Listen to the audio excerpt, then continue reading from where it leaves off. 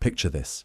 You wake up to the sound of cannon fire echoing across the harbour, but instead of running for cover, you roll over and go back to sleep. It's just another Tuesday morning in Nassau, and the pirates are celebrating another successful raid.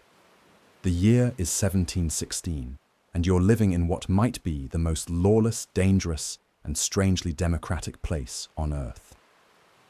Welcome to the Pirate Republic of Nassau, where the rules of civilization have been thrown overboard, and a new kind of society has taken root in the Caribbean sun. But before we dive into this world of cutthroats and treasure, I need you to forget everything you think you know about pirate life. Forget the Hollywood movies, the theme park attractions, and the romantic novels. What I'm about to show you is the real Nassau during the Golden Age of Piracy, a place so wild and unbelievable that fiction could never do it justice. We're going to walk through the dusty streets where former slaves rubbed shoulders with English aristocrats, where a man could lose his fortune in a dice game and win it back by sunset, and where the only law was the one written by the pirates themselves. This isn't just a history lesson. This is a window into a world that existed for barely a decade, but changed the course of human civilization. By the end of this series, you'll understand why Nassau became the beating heart of the pirate world, how a handful of desperate men built a functioning society from nothing, and why their experiment in radical democracy terrified the most powerful empires on Earth. You'll discover the daily routines, the brutal realities, and the surprising sophistications of a place that shouldn't have worked, but somehow did. And here's what makes this story even more incredible. Everything I'm about to tell you is based on actual historical records, court documents, ship logs, and first-hand accounts from people who lived through it. This isn't speculation or romanticized fiction. This is what it was really like to wake up every morning in the most notorious pirate haven the world has ever known. So grab your cutlass and prepare yourself for a journey to a time and place where freedom meant something entirely different, where justice was dispensed by the vote of common sailors, and where the line between civilization and chaos was as thin as the edge of a sword. The morning sun rises over New Providence Island, and already the harbour is alive with activity. You step out of your makeshift shelter, perhaps nothing more than a canvas tent stretched between two palm trees, and the first thing that hits you is the smell. It's a complex mixture of tar, rum, unwashed bodies, roasting meat, and the salt breeze carrying hints of adventure from the open sea. This is your daily greeting in Nassau, the unofficial capital of what historians would later call the Pirate Republic. Look around you and try to comprehend what you're seeing. This settlement that barely existed a decade ago has transformed into a bustling port city of nearly 3,000 souls. But these aren't ordinary colonists building churches and planting crops. These are pirates, privateers, merchants, escaped slaves, former indentured servants, and refugees from a dozen different nations, all drawn together by the promise of freedom and fortune. The harbour itself tells the story of Nassau's incredible rise. Anchored in the crystal blue waters are vessels that would make any naval officer's blood run cold. Sleek sloops with their hulls blackened by cannon smoke, captured merchant ships converted into instruments of war. Even the occasional massive frigate, taken in some daring raid and now flying the black flag of piracy. On any given morning, you might count 20, 30, or even 40 ships at anchor, their crews preparing for raids that could make them rich or get them killed. But Nassau isn't just a port. It's a phenomenon that defies everything the civilized world believes about how society should work. Walk through what passes for the town's main street, a sandy path lined with ramshackle buildings, and you'll witness something unprecedented in human history. Here, in this tropical wilderness, a group of outcasts and criminals have created their own functioning democracy, complete with elected leaders, written laws, and a system of justice that's surprisingly fair if brutally swift. The architecture of Nassau tells the story of its rapid growth and chaotic nature. There are no grand stone buildings here, no carefully planned streets or public squares. Instead, you see a patchwork of structures thrown up with whatever materials were available. Palm frond huts stand next to sturdy wooden warehouses built from the timbers of captured ships. Canvas tents serve as both homes and businesses. A former ship's surgeon might perform operations in a lean-to made from sailcloth, while a captured merchant's strongbox serves as the town's unofficial bank. What strikes you most about Nassau is how different it feels from any other colonial settlement.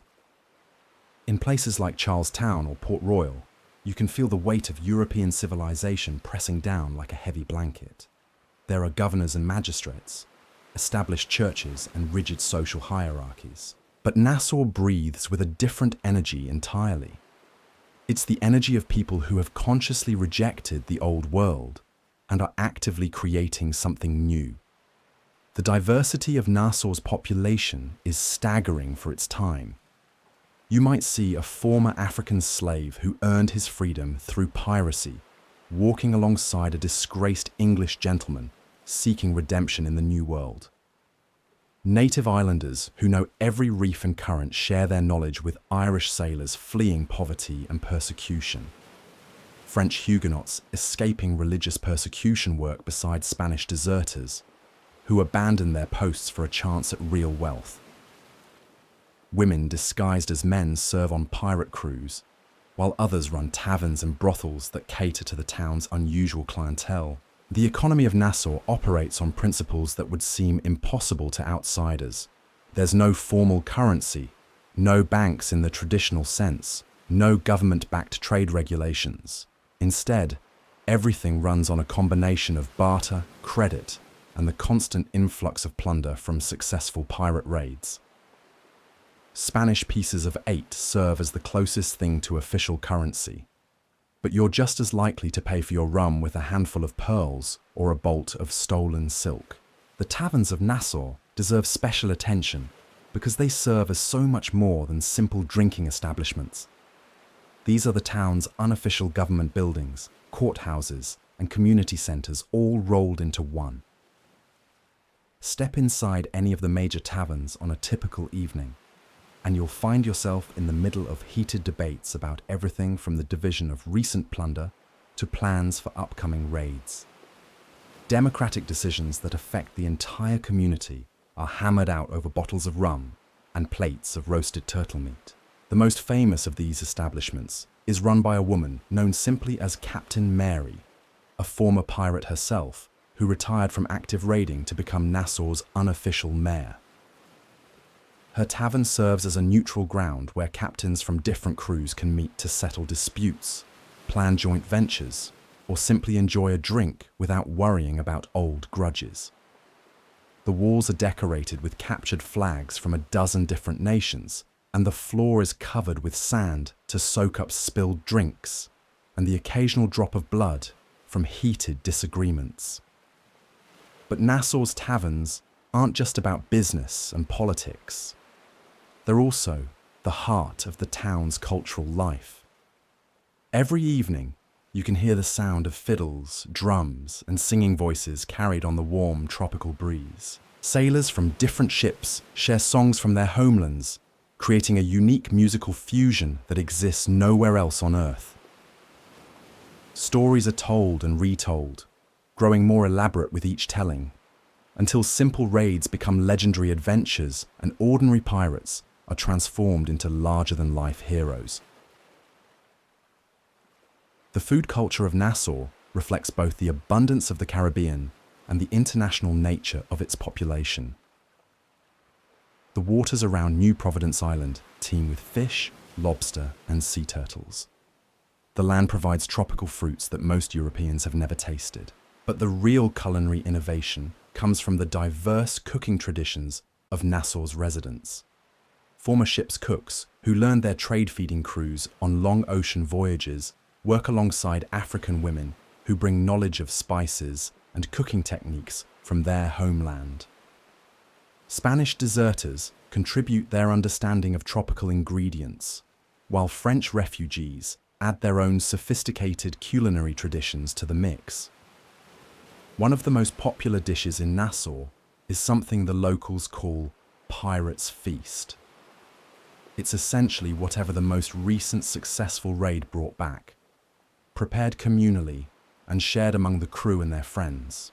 You might find yourself eating fresh fish caught that morning alongside preserved Spanish olives, tropical fruits, and bread, baked from flour, stolen from a merchant vessel just days before. The meal is washed down with rum that could have come from Jamaica, Barbados, or any number of Caribbean distilleries, depending on which ships happened to be raided recently. The daily rhythm of life in Nassau follows patterns that would seem chaotic to outsiders, but make perfect sense to those who live there. The town wakes early, not because of church bells or factory whistles, but because the harbour never truly sleeps. Ships arrive at all hours, bringing news, plunder, and new faces to the community. The morning is typically spent on practical matters. Crews prepare their vessels for upcoming raids. Merchants negotiate for supplies and plunder, and the town's various specialists go about their work. By midday, when the Caribbean sun becomes almost unbearable, Nassau settles into a slower pace.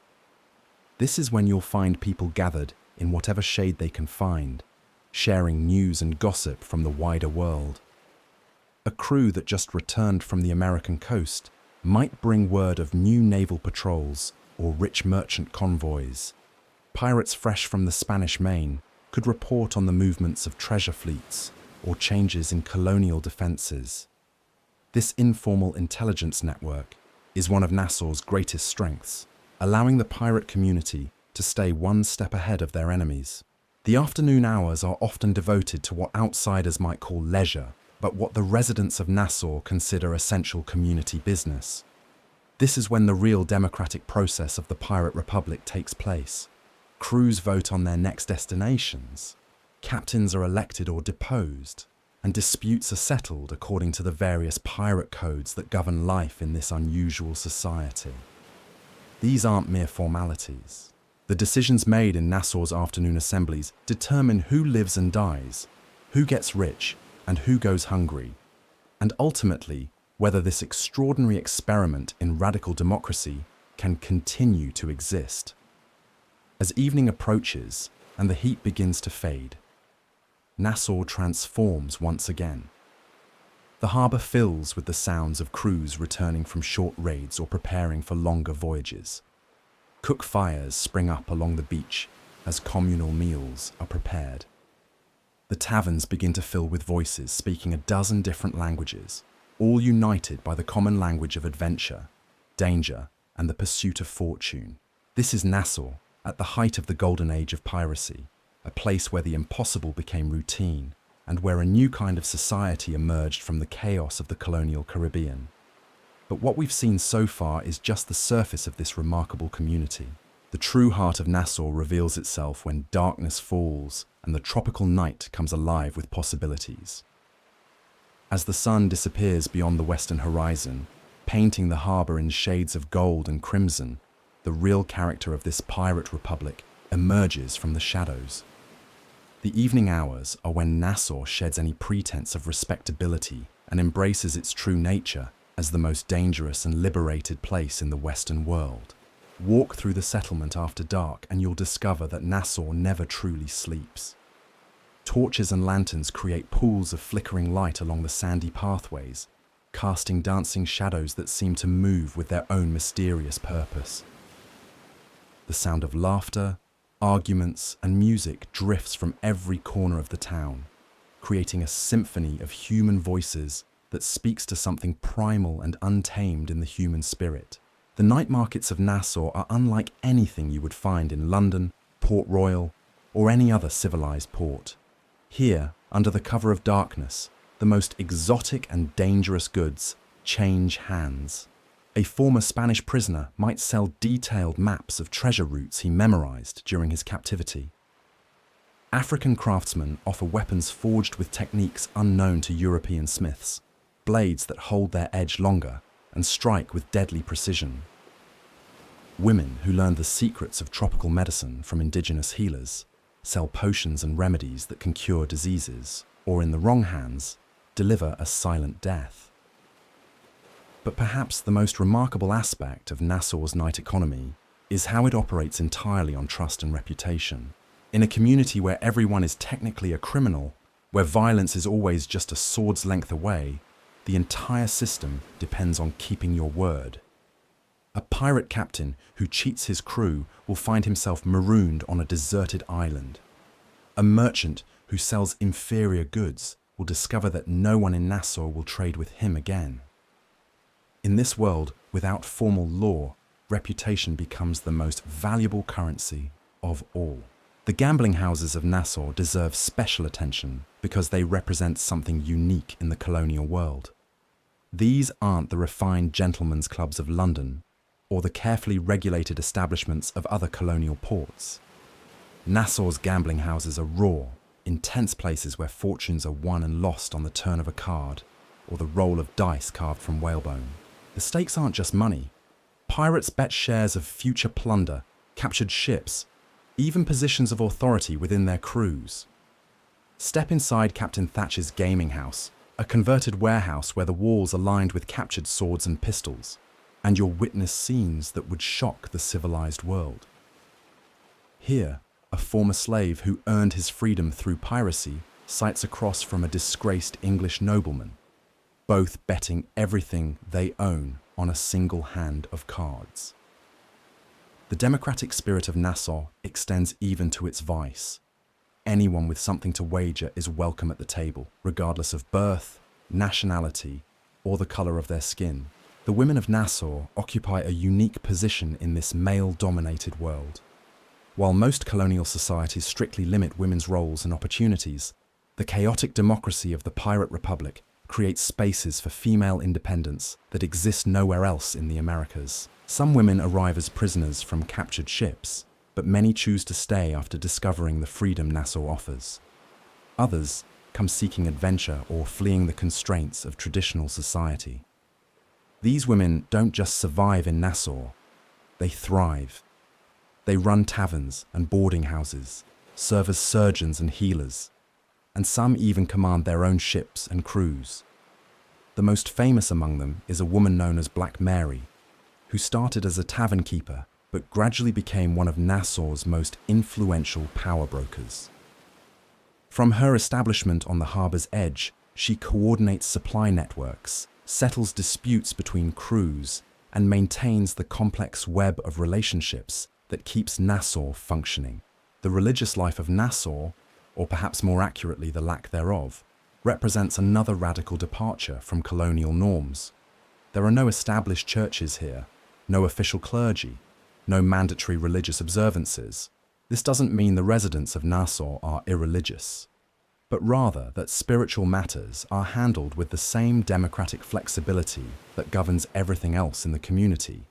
A former Catholic priest might offer last rites to a dying pirate, alongside an African spiritual healer performing traditional ceremonies.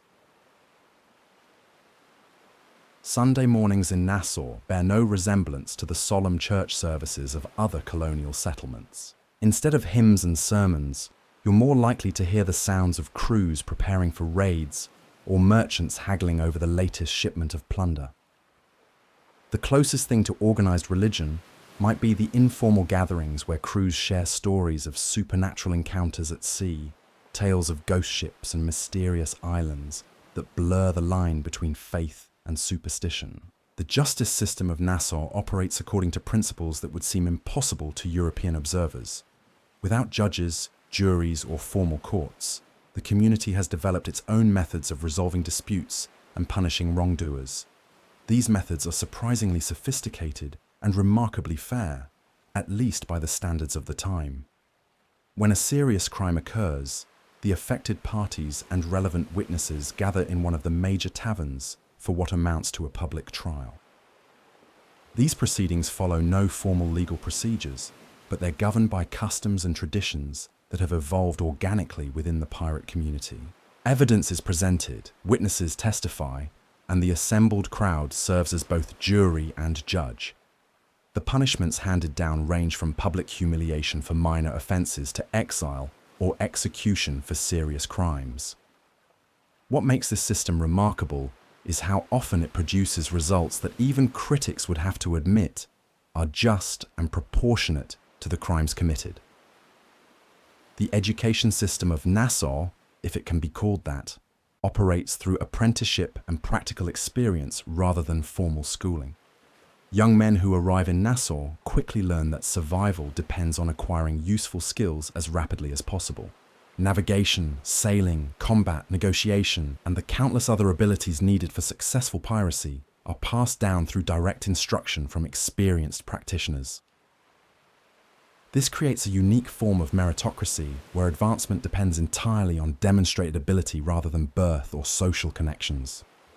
A quick-witted young man from the lowest social class can rise to captain his own ship within a few years if he proves himself capable. Conversely, even someone born to wealth and privilege will find himself relegated to menial tasks if he can't master the skills Nassau demands. The medical practices of Nassau combine necessity with innovation in ways that often produce surprisingly effective results. With no formally trained physicians available, the community relies on a combination of folk remedies, practical experience, and knowledge borrowed from various cultural traditions. Ship surgeons who learned their trade through brutal experience work alongside former slaves who bring knowledge of tropical plants and healing techniques unknown to European medicine. The most common medical challenges in Nassau stem from the violent nature of pirate life and the harsh realities of tropical living. Sword wounds, pistol injuries, broken bones from falls in ship rigging, tropical fevers, and the various diseases that spread rapidly in crowded, unsanitary conditions require constant attention. The practitioners who emerge as Nassau's unofficial medical professionals develop skills and knowledge that often surpass what's available in more civilized ports. One of the most fascinating aspects of Nassau's medical culture is how it handles mental health and trauma. The pirate life inevitably produces men who are haunted by violence, guilt, and the constant proximity of death.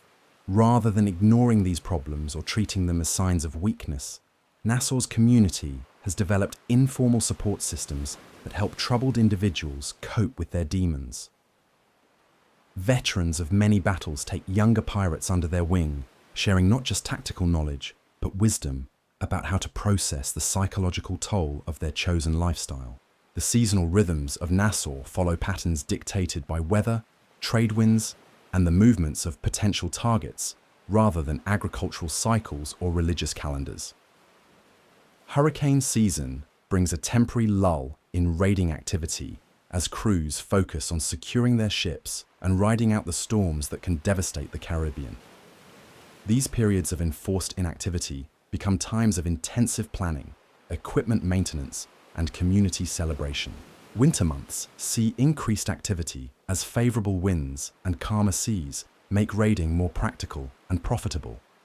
Spring brings news from Europe about which nations are at war, which trade routes are most active, and which colonial governments are offering pardons or bounties.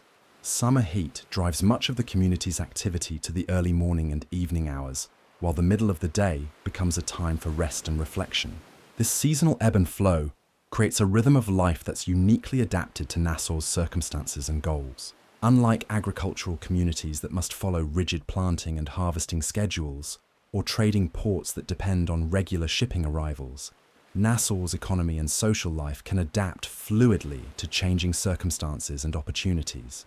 The children of Nassau represent perhaps the most poignant aspect of this unusual society. Some are born to women who have found refuge in the pirate republic.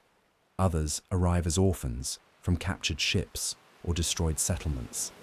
These young people grow up in a world that offers them freedoms unknown to their contemporaries in conventional colonial society, but also exposes them to dangers and moral complexities that would challenge much older and more experienced individuals. These children learn to navigate between different cultural traditions, speak multiple languages, and understand the complex social dynamics that keep Nassau functioning.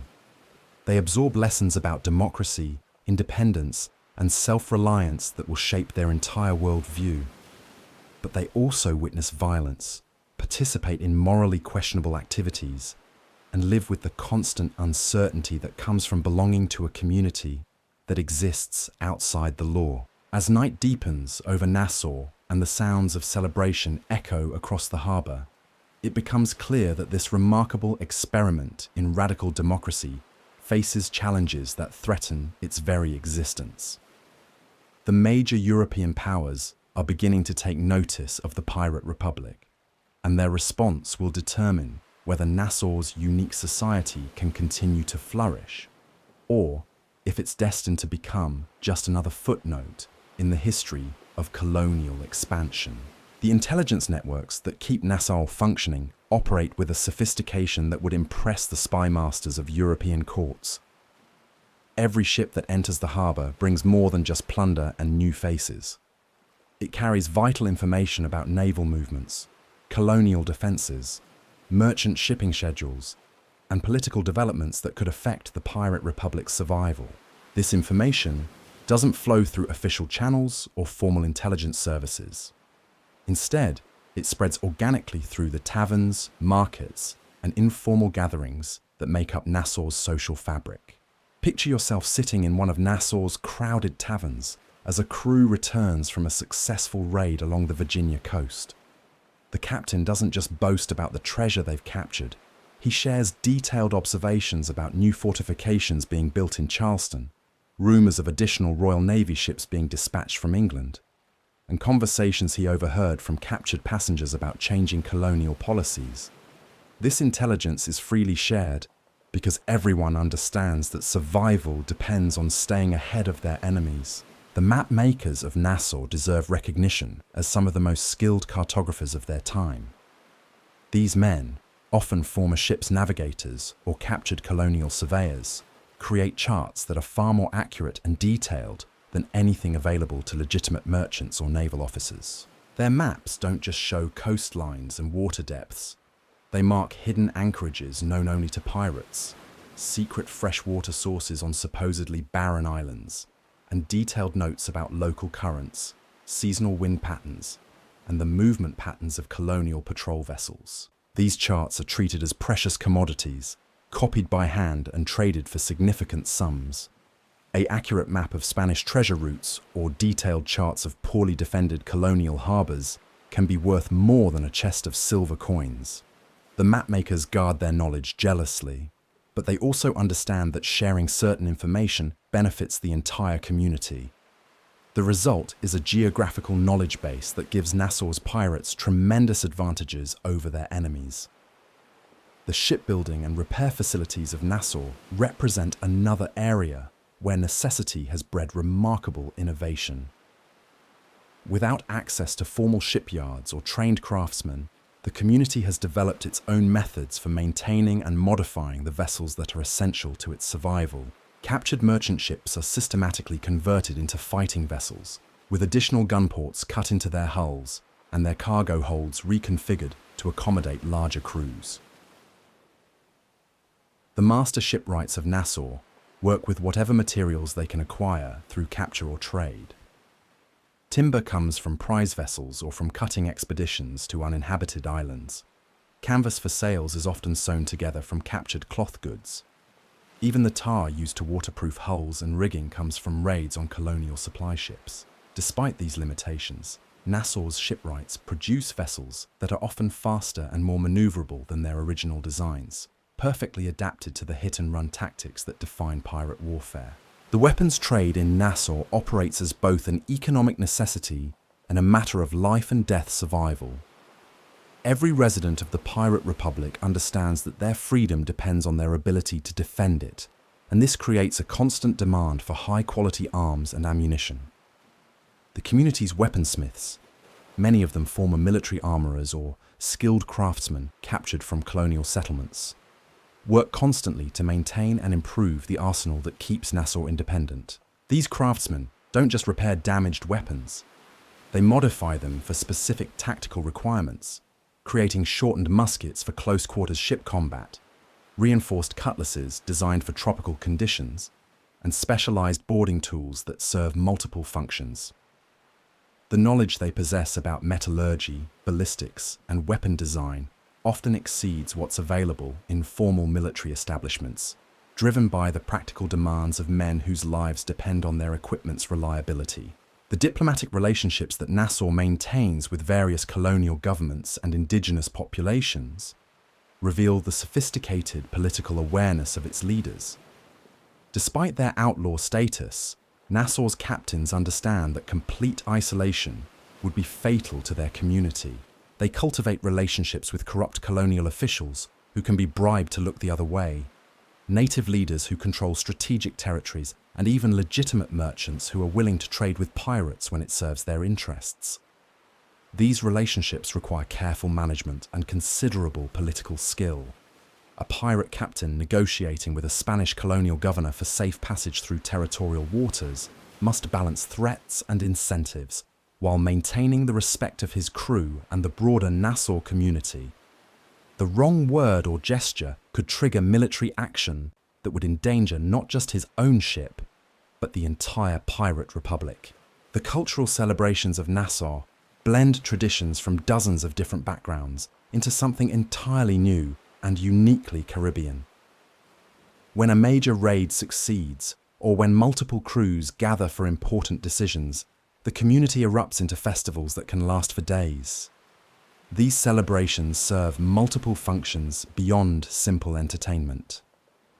They reinforce social bonds, provide opportunities for crews to share information and coordinate future activities, and offer a release valve for the tensions that inevitably build up in such a high-stress environment.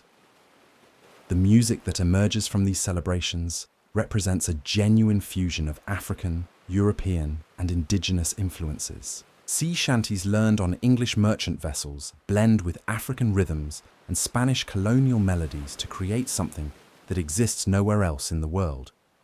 The instruments used in these performances are as diverse as their players, ranging from traditional European fiddles and drums to improvised percussion made from captured goods and native instruments acquired through trade or raid. The storytelling traditions of Nassau serve as both entertainment and historical record for a community that largely exists outside written history. The great raids, legendary captains, and heroic escapes that define the Golden Age of Piracy are preserved and embellished through oral tradition.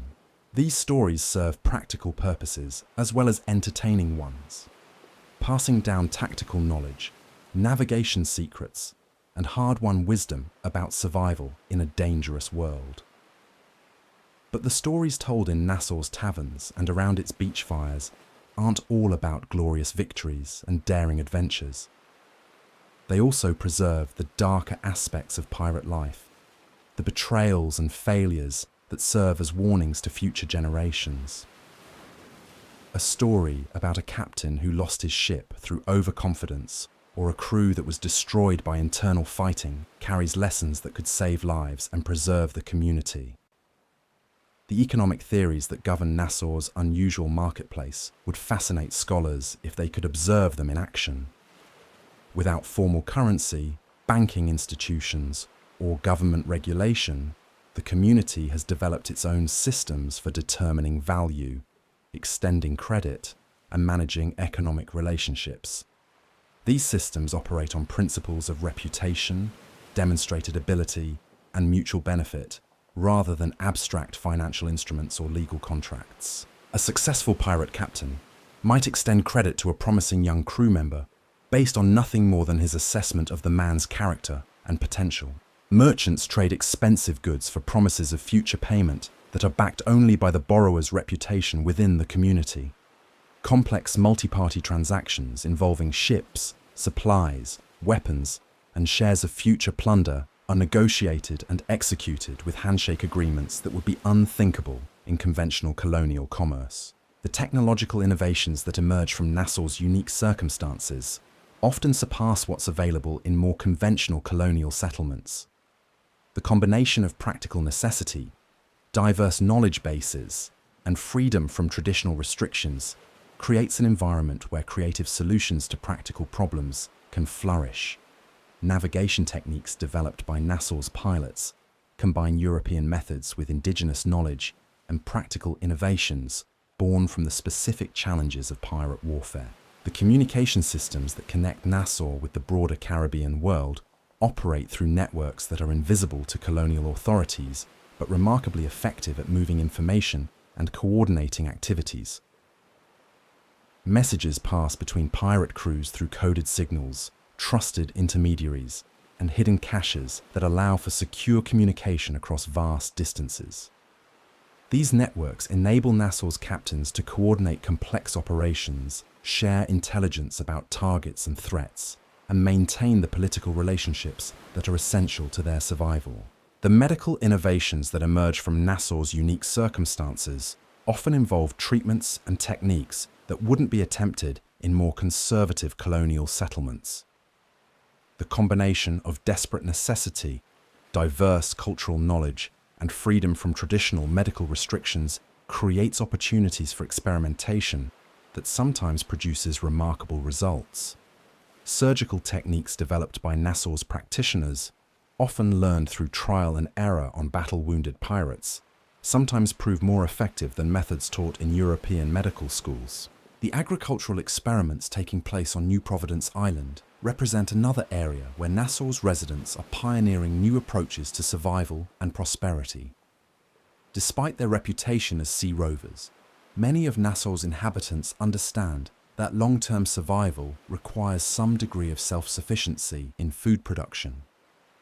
Small-scale farming operations using captured seeds and tools produce fresh vegetables and fruits that supplement the community's diet and reduce dependence on raided supplies. These agricultural efforts face unique challenges in the tropical environment, but they also benefit from the diverse knowledge brought by Nassau's international population.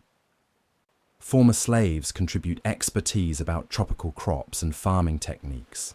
Spanish colonists share knowledge about plants and animals that thrive in Caribbean conditions. The result is a patchwork of experimental plots that serve as proving grounds for sustainable food production in the Pirate Republic. The environmental knowledge accumulated by Nassau's residents gives them advantages that extend far beyond simple survival. Understanding wind patterns, ocean currents, seasonal weather changes, and the behavior of marine life provides tactical advantages in both raiding and defense. This knowledge is accumulated through direct experience and shared freely within the community because everyone benefits when navigation and timing improve. The waste management and sanitation systems of Nassau, while primitive by modern standards, represent practical solutions to the challenges of maintaining a large population in a tropical environment without formal government services. The community's approach to these unglamorous but essential tasks reflects the same democratic problem-solving spirit that governs other aspects of life in the Pirate Republic. Solutions emerge through trial and error, community discussion, and the practical recognition that everyone's health depends on maintaining basic cleanliness standards. As the night deepens and Nassau's celebration continues, the sounds of music and laughter carry across the harbour to the ships anchored in the crystal-clear water. But beneath the surface of this apparent chaos lies a sophisticated society that has solved problems of governance, economics, and survival in ways that challenge every assumption about how human communities must be organized. The question that hangs in the tropical air is whether this remarkable experiment can survive the gathering storm of imperial opposition that threatens to sweep it all away. The dawn of another day in Nassau brings with it the harsh realities that lurk beneath the surface of this pirate paradise. While the previous night's revelries fade into memory, the sobering truth emerges with the morning light. Life in the Pirate Republic isn't just about democratic assemblies and shared plunder. It's also about survival in a world where violence is commonplace. Death is always near, and the line between civilization and savagery grows thinner with each passing day. Walk through Nassau in the early morning hours, and you'll encounter scenes that reveal the brutal underside of pirate democracy. Behind a ramshackle tavern, you might find a man nursing wounds from a knife fight that erupted over a disputed card game. The community's rough justice system handled the matter swiftly, but the scars remain as permanent reminders of how quickly disagreements can turn deadly in a world where every man carries weapons and knows how to use them. The medical facilities of Nassau, such as they are, tell their own grim story about the price of freedom. Former ship surgeons work out of converted storage sheds, their crude operating tables stained with the blood of countless patients. Without proper anesthetics or sterile conditions, even minor procedures become ordeals of excruciating pain. The lucky ones lose consciousness quickly. The unlucky ones remain awake through amputations performed with carpenter's saws and wounds cauterized with red-hot iron bars. Yet even in these desperate circumstances, Nassau's residents display remarkable resilience and ingenuity. The community has developed its own pharmaceutical industry based on local plants and traditional remedies. Women who learned healing arts from indigenous peoples work alongside former military surgeons to create treatments that often prove more effective than anything available in colonial hospitals. Tropical plants provide natural antibiotics, pain relievers, and fever reducers that help wounded pirates recover from injuries that would prove fatal elsewhere. The housing situation in Nassau reflects both the temporary nature of many resident stays and the practical challenges of building a settlement from scratch. Most structures are designed to be abandoned at a moment's notice if Spanish warships appear on the horizon or if internal conflicts tear the community apart. Canvas tents can be struck and loaded onto ships within minutes. Wooden shacks are built with simple construction techniques that allow them to be quickly dismantled and reassembled elsewhere. But some residents have begun investing in more permanent structures, a sign that they believe Nassau's experiment might have a lasting future. These buildings represent a fascinating blend of architectural styles drawn from the diverse backgrounds of their builders. You might see a structure that combines English timber framing with Spanish colonial roof tiles and African-inspired decorative elements, all held together with materials salvaged from a dozen different captured ships. The water supply system of Nassau demonstrates the community's ability to solve practical problems through collective effort and shared expertise. Fresh water is scarce on New Providence Island, and the growing population has strained the few natural sources available. The residents have responded by developing a sophisticated network of cisterns, wells, and collection systems that capture and store rainwater during the frequent tropical downpours. These water management systems don't just happen by accident. They require planning, coordination, and maintenance that reflects the same democratic principles governing other aspects of Nassau life. Crews take turns maintaining the cisterns and cleaning the collection systems. Knowledge about water purification techniques is shared freely because everyone understands that contaminated water supplies could devastate the entire community. The food distribution networks of Nassau operate with an efficiency that would impress colonial administrators if they could observe them in action. When a successful raid brings in large quantities of provisions, the quartermaster system ensures fair distribution throughout the community. But this process requires more than simple division of goods. It demands careful assessment of different crews' needs, consideration of upcoming voyages that will require extended provisions, and balancing the immediate desires for celebration against the practical need to maintain adequate food reserves. The cooking techniques employed in Nassau represent another area where diverse cultural traditions have merged to create something entirely new.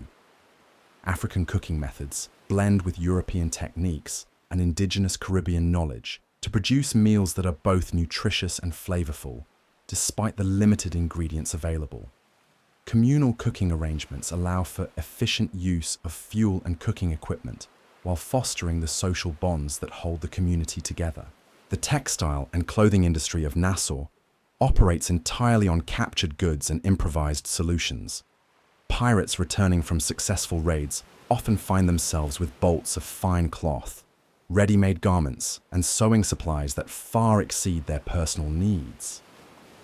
These materials become the raw materials for Nassau's informal garment industry, where skilled seamstresses and tailors create clothing adapted to tropical conditions and pirate lifestyle requirements. The clothing that emerges from Nassau's workshops reflects the practical needs of people who must be ready for combat at any moment, while also dealing with intense heat and humidity. Lightweight fabrics are favored over heavy woolens. Garments are designed with freedom of movement in mind. Pockets and straps are strategically placed to carry weapons and essential tools. The result is a distinctive style that's both functional and fashionable, adapted perfectly to the unique demands of pirate life. The entertainment industry of Nassau extends far beyond the taverns and gambling houses that dominate the evening hours. During the day, when the heat makes physical labor unbearable, residents turn to quieter pursuits that help pass the time and maintain morale. Skilled craftsmen create intricate scrimshaw carvings from whalebone and ivory, acquired through trade or raid. Others practice music, developing the songs and instrumental techniques that will entertain their shipmates during long voyages. The literary culture of Nassau, while primarily oral, includes some remarkable innovations in record-keeping and communication. Since most pirates are illiterate, the community has developed sophisticated systems of visual symbols and coded messages that allow for complex communication without written words. These systems prove essential for coordinating raids, maintaining supply networks, and preserving the historical knowledge that keeps Nassau functioning. The romantic relationships that develop within Nassau's community face unique challenges and opportunities. Without the rigid social hierarchies and moral restrictions of conventional colonial society, men and women are free to form partnerships based on mutual attraction and compatibility rather than family arrangements or economic considerations.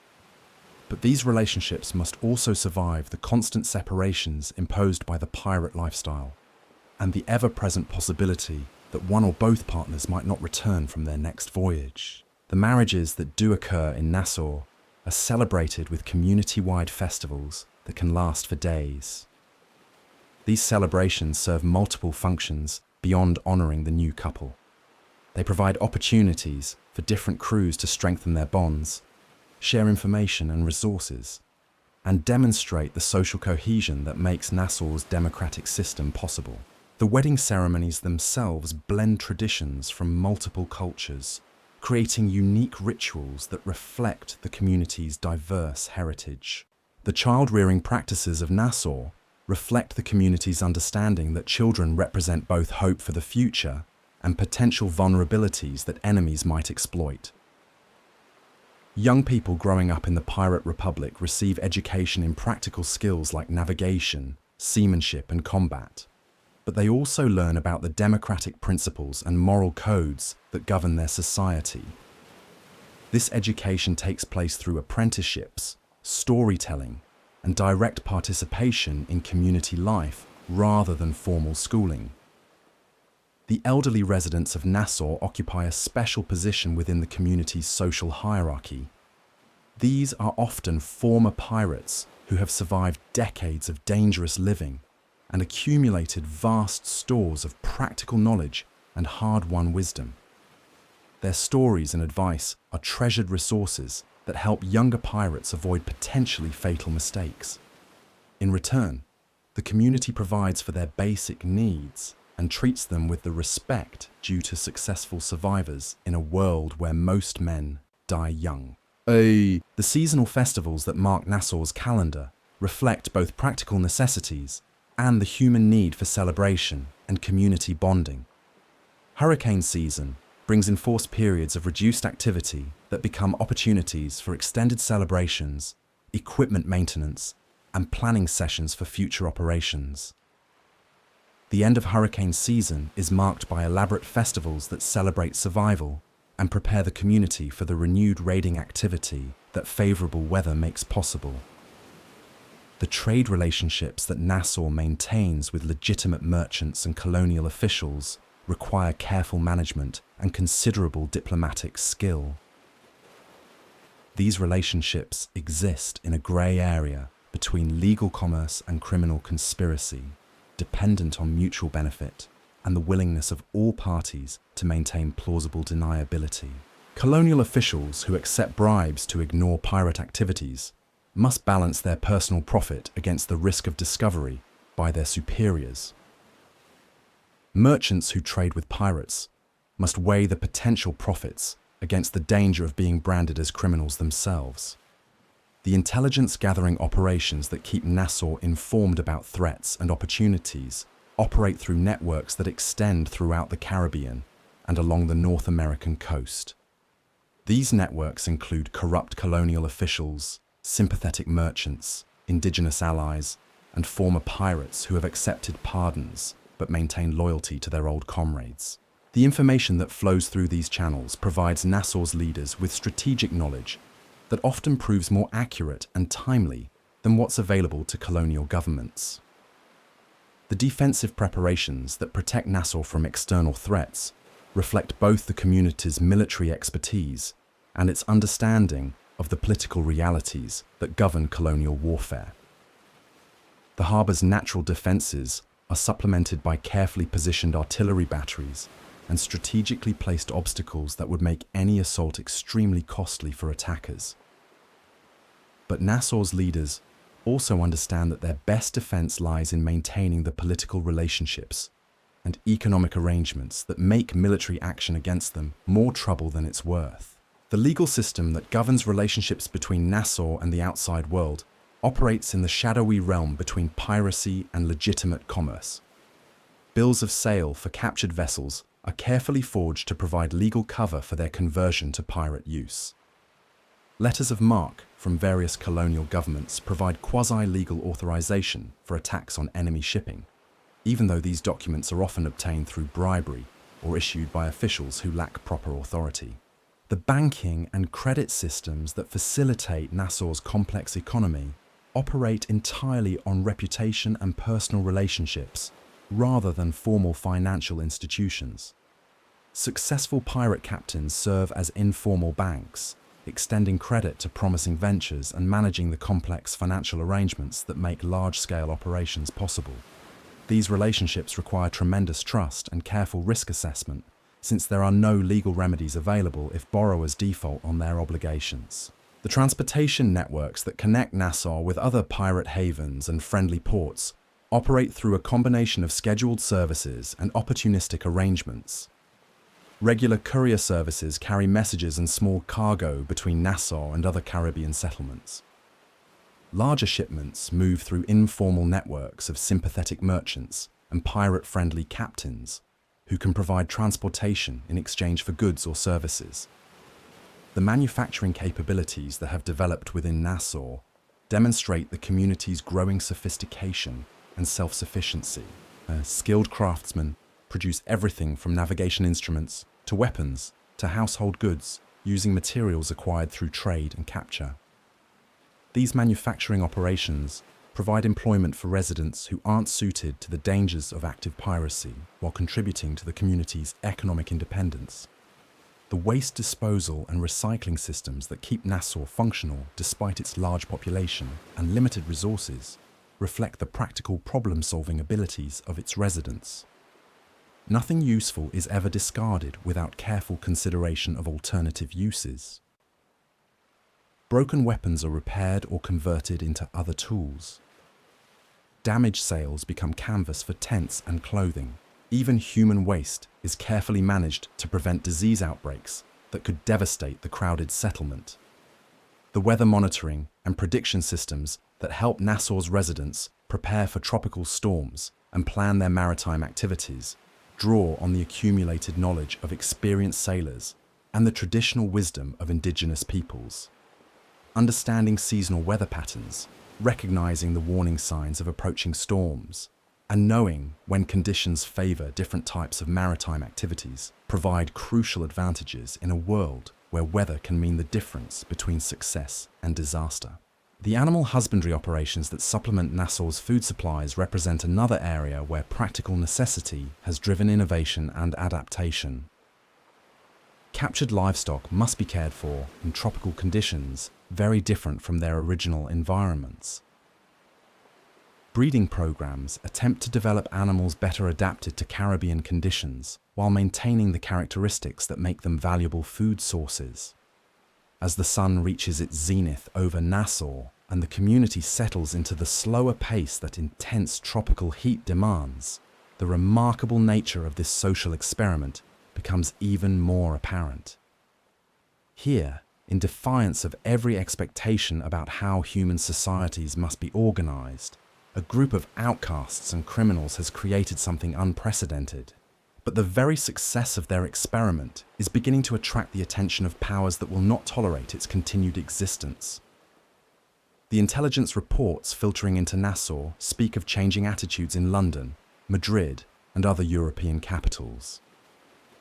The easy tolerance that colonial governments once showed toward piracy is giving way to determined opposition. New warships are being commissioned specifically for anti-piracy operations. Colonial governors are being instructed to take more aggressive action against pirate havens. Most ominously, some former pirates are being recruited to hunt their old comrades, bringing intimate knowledge of pirate tactics and hideouts to their new masters. But Nassau's residents are not passive victims waiting for their fate to be decided by distant powers. The same democratic principles that govern their daily lives are being applied to the challenge of survival in an increasingly hostile world. Community assemblies debate strategies for dealing with the growing threats. Intelligence networks are expanded and refined. Diplomatic channels are explored with potential allies and neutral parties.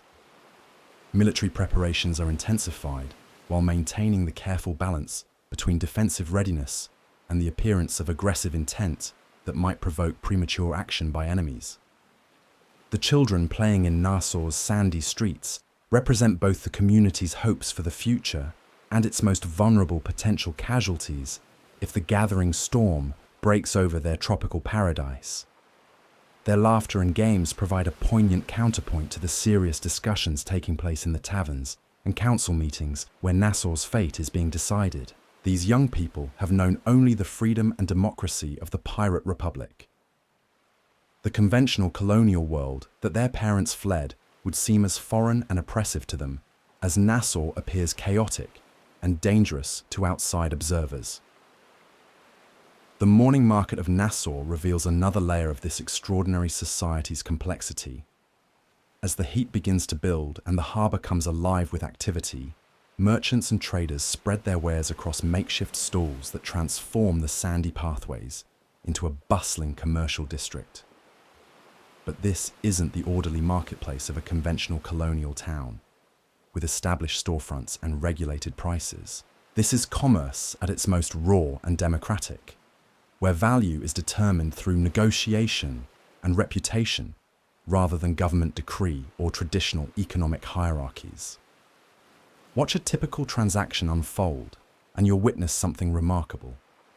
A weathered pirate captain approaches a stall run by a former Spanish merchant who found refuge in Nassau after his own ship was captured months earlier. The captain examines a collection of navigation instruments, their brass surfaces gleaming despite obvious signs of hard use. The negotiation that follows involves not just the immediate exchange of goods for payment, but complex considerations of future obligations, shared risks, and mutual benefit that extend far beyond the simple transaction. The merchant knows this captain's reputation for fair dealing and successful raids. The captain understands that maintaining good relationships with reliable suppliers is essential for long-term survival. Neither man needs written contracts or legal guarantees, because both understand that breaking faith in Nassau means losing access to the networks of trust and cooperation that make life possible in this harsh environment. A handshake seals arrangements that involve thousands of pieces of eight and commitments that may not be fulfilled for months or even years.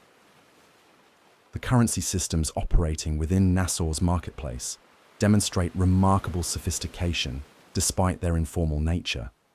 Spanish pieces of eight serve as the standard unit of account, but actual transactions might involve Portuguese gold coins, English silver, Dutch ducats, or French livres, depending on the recent activities of various crews.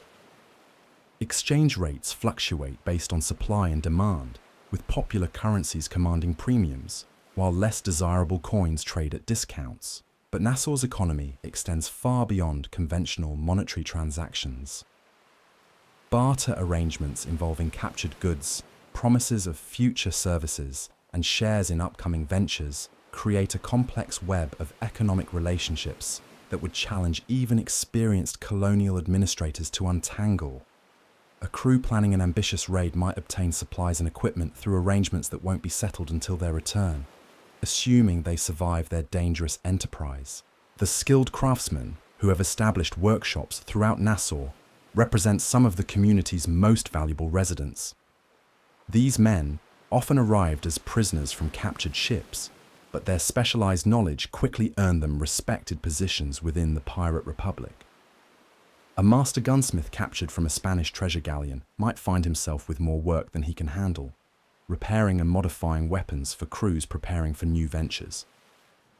His skills are so valuable that he enjoys protection and privileges that ensure his continued cooperation and loyalty. These craftsmen don't just maintain existing equipment, they innovate and adapt, creating new solutions to the unique challenges of pirate warfare. Lightweight boarding axes designed for ship-to-ship combat, modified pistols that can be quickly reloaded in the chaos of battle, specialized tools for opening locked strongboxes without damaging their valuable contents. The knowledge and techniques developed in Nassau's workshops often surpass what's available in conventional colonial settlements, driven by the practical demands of men whose lives depend on their equipment's performance.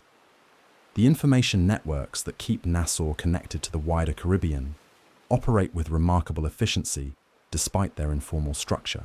Every ship that enters the harbour brings not just crew members and cargo, but vital intelligence about conditions throughout the region. This information doesn't flow through official channels or government dispatches.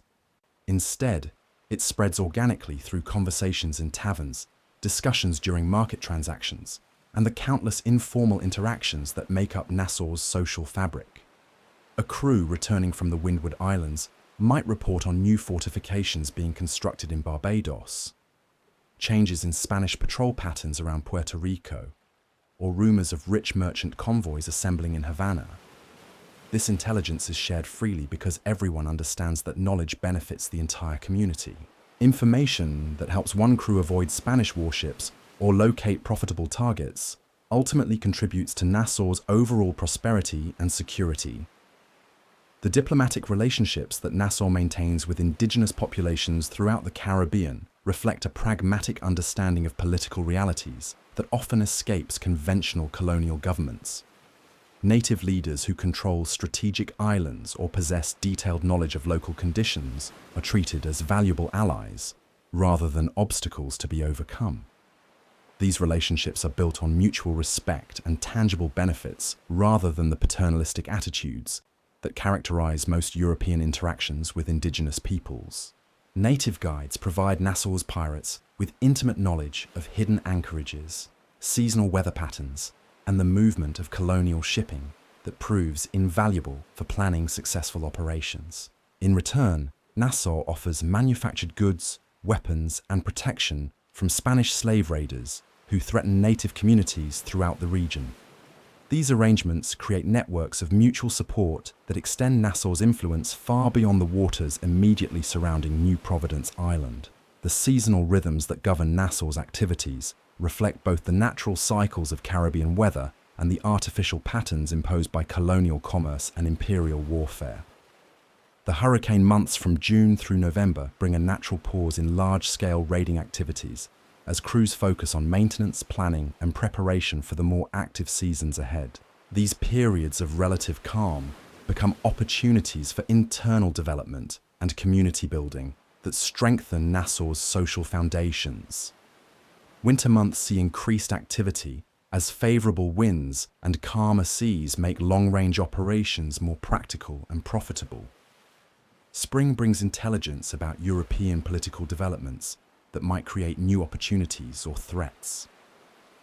Summer heat drives much of the community's business to the early morning and evening hours, while the middle of the day becomes a time for rest, reflection, and the quieter pursuits that maintain morale and social cohesion during Nassau's brief periods of peace. The educational systems that prepare young people for life in Nassau operate through practical apprenticeships and direct participation in community activities rather than formal classroom instruction. A teenage boy hoping to join a pirate crew must demonstrate competence in seamanship, navigation, combat, and the complex social skills needed to function effectively within Nassau's democratic structures. This education takes place through hands-on experience under the guidance of experienced mentors who take personal responsibility for their students' development. Young women growing up in Nassau face different but equally challenging educational requirements. They must master the skills needed to manage households, businesses, or medical practices in an environment where conventional social supports are largely absent. But they also enjoy freedoms and opportunities unknown to their counterparts in conventional colonial society, including the possibility of commanding their own vessels or establishing independent commercial enterprises. The medical knowledge that has accumulated within Nassau's healing community represents a remarkable synthesis of European, African, and indigenous traditions adapted to the specific challenges of tropical piracy. Practitioners who learned their skills through desperate necessity often develop techniques and treatments that prove more effective than anything available in conventional colonial hospitals. The combination of practical experience, diverse cultural knowledge, and freedom from traditional medical restrictions creates opportunities for innovation that sometimes produce remarkable results. The pharmacological resources available to Nassau's healers draw on the rich botanical diversity of the Caribbean environment, combined with medical supplies captured from colonial shipping.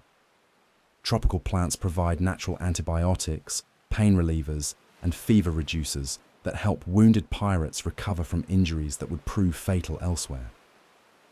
Captured medical supplies from Spanish treasure ships or colonial hospitals supplement these local resources with European pharmaceuticals and surgical instruments.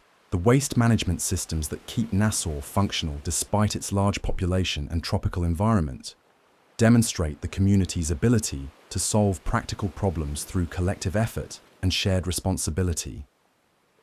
Human waste is carefully managed to prevent disease outbreaks that could devastate the crowded settlement. Food scraps and organic materials are composted to enrich the soil for the small-scale agricultural operations that supplement Nassau's food supplies. Even materials that might seem worthless are recycled and repurposed through Nassau's informal economy. Broken glass becomes raw material for new bottles or decorative objects. Worn-out clothing is torn into strips for bandages or rope. Metal objects too damaged for their original purposes are melted down and recast into new tools or weapons. This systematic approach to resource conservation reflects both practical necessity and the democratic principle that community resources belong to everyone and should be used efficiently. The transportation networks that connect Nassau with other pirate havens and friendly ports operate through complex arrangements that balance efficiency, security, and political considerations. Regular courier services carry messages and small cargo between Nassau and other Caribbean settlements, using fast sloops that can outrun most patrol vessels. Larger shipments move through informal networks of sympathetic merchants and pirate-friendly captains who provide transportation in exchange for goods, services, or safe passage guarantees. These transportation networks require careful management to avoid detection by colonial authorities, while maintaining the reliability that makes them valuable to Nassau's residents. Routes are varied to prevent predictable patterns that enemies might exploit. Schedules are flexible enough to accommodate changing weather conditions and security situations. Personnel are chosen for their discretion as well as their nautical skills, since a single careless word in the wrong port could compromise entire operations. The manufacturing capabilities that have developed within Nassau demonstrate the community's growing sophistication and movement toward genuine self-sufficiency. Skilled craftsmen produce navigation instruments that rival anything available in London or Amsterdam. Weapons manufactured in Nassau's workshops often surpass European products in their adaptation to tropical conditions and pirate warfare requirements. Household goods and tools created from captured materials provide employment for residents while reducing dependence on external suppliers. These manufacturing operations don't just serve Nassau's internal needs, they also produce goods for export to other pirate communities and sympathetic colonial markets, creating revenue streams that help fund Nassau's operations and growth. The reputation of Nassau-made products spreads throughout the Caribbean, creating demand that helps establish the Pirate Republic as a legitimate player in regional commerce, despite its outlaw status. The financial systems that facilitate Nassau's complex economy operate entirely without formal banking institutions or government regulation, yet they achieve levels of sophistication that would impress colonial commercial centers. Successful pirate captains serve as informal bankers, extending credit for promising ventures and managing the complex arrangements that make large-scale operations possible. Assessment, since no legal remedies exist for these relationships, require tremendous trust and careful risk dealing with defaulted obligations. Letters of credit issued by respected Nassau captains are honored throughout the Caribbean pirate network, facilitating commerce and cooperation between widely separated communities. Investment syndicates form to fund expensive operations that require resources beyond what any single crew can provide. Insurance arrangements protect investors against the total loss of vessels and cargo, spreading risks across multiple parties and making ambitious ventures more financially viable. The legal frameworks that govern relationships within Nassau and between the Pirate Republic and the outside world operate in the complex grey areas between legitimate commerce and outright criminality. Bills of sale for captured vessels are carefully forged to provide legal cover for their conversion to pirate use. Letters of marque from various colonial governments provide quasi-legal authorization for attacks on enemy shipping, even though these documents are often obtained through bribery or issued by officials who lack proper authority. These legal arrangements require constant attention and considerable diplomatic skill to maintain. Colonial officials who provide documentation or safe passage must balance their personal profit against the risk of discovery by their superiors. Merchants who trade with pirates must weigh potential profits against the danger of being branded as criminals themselves. The entire system depends on maintaining plausible deniability and avoiding actions that would force legitimate authorities to respond with overwhelming force. The intelligence operations that keep Nassau informed about external threats and opportunities have evolved into sophisticated networks that extend throughout the Caribbean and along the North American coast. These networks include corrupt colonial officials who provide advance warning of military operations, sympathetic merchants who report on shipping movements and cargo values, indigenous allies who control strategic territories, and former pirates who have accepted pardons but maintain loyalty to their old comrades. The information that flows through these channels often proves more accurate and timely than what's available to colonial governments themselves. Nassau's leaders frequently know about planned military operations before the officers designated to command them. Intelligence about merchant shipping movements allows pirates to position themselves perfectly to intercept valuable cargoes. Political developments in European capitals reach Nassau through informal channels long before official dispatches arrive at colonial administrative centers. The defensive preparations that protect Nassau from external threats reflect both the community's military expertise and its sophisticated understanding of the political realities that govern colonial warfare. The harbor's natural defenses are supplemented by carefully positioned artillery batteries that could make any assault extremely costly for attackers. But Nassau's leaders understand that their best defense lies in maintaining the political relationships and economic arrangements that make military action against them more expensive than profitable for potential enemies. Strategic alliances with indigenous groups provide early warning systems and potential refuge areas if Nassau itself becomes untenable. Diplomatic relationships with corrupt colonial officials create sources of intelligence and potential protection from official military action. Economic ties with legitimate merchants establish powerful constituencies who have financial interests in Nassau's continued existence and prosperity. The cultural institutions that preserve Nassau's unique heritage and transmit its values to new generations operate through informal networks of storytellers, musicians, and craftsmen rather than formal educational establishments. The great raids, legendary captains, and heroic escapes that define the Golden Age of Piracy are preserved through oral traditions that serve as both entertainment and practical instruction for future generations of pirates. These cultural traditions don't just celebrate Nassau's achievements, they also preserve hard-won wisdom about survival in a dangerous world, tactical knowledge that could mean the difference between success and disaster, and moral principles that help maintain the social cohesion necessary for Nassau's democratic system to function effectively. The stories told in Nassau's taverns and around its beach fires carry lessons that formal education could never provide. The technological innovations that emerge from Nassau's unique circumstances often surpass what's available in conventional colonial settlements. Navigation techniques developed by Nassau's pilots combine European methods with indigenous knowledge and practical innovations born from the specific challenges of pirate warfare.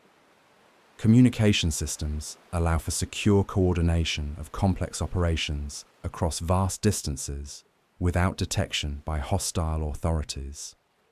Weapons modifications developed in Nassau's workshops produce firearms and edged weapons perfectly adapted to tropical conditions and the specific requirements of ship-to-ship combat.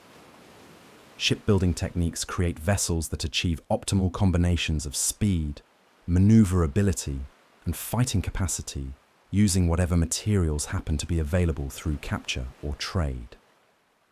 These innovations often find their way into legitimate maritime industries, contributing to the broader development of Caribbean commerce and naval technology. The environmental knowledge accumulated by Nassau's residents provides advantages that extend far beyond simple survival considerations. Understanding seasonal wind patterns, ocean currents, and weather systems enables optimal timing for different types of operations.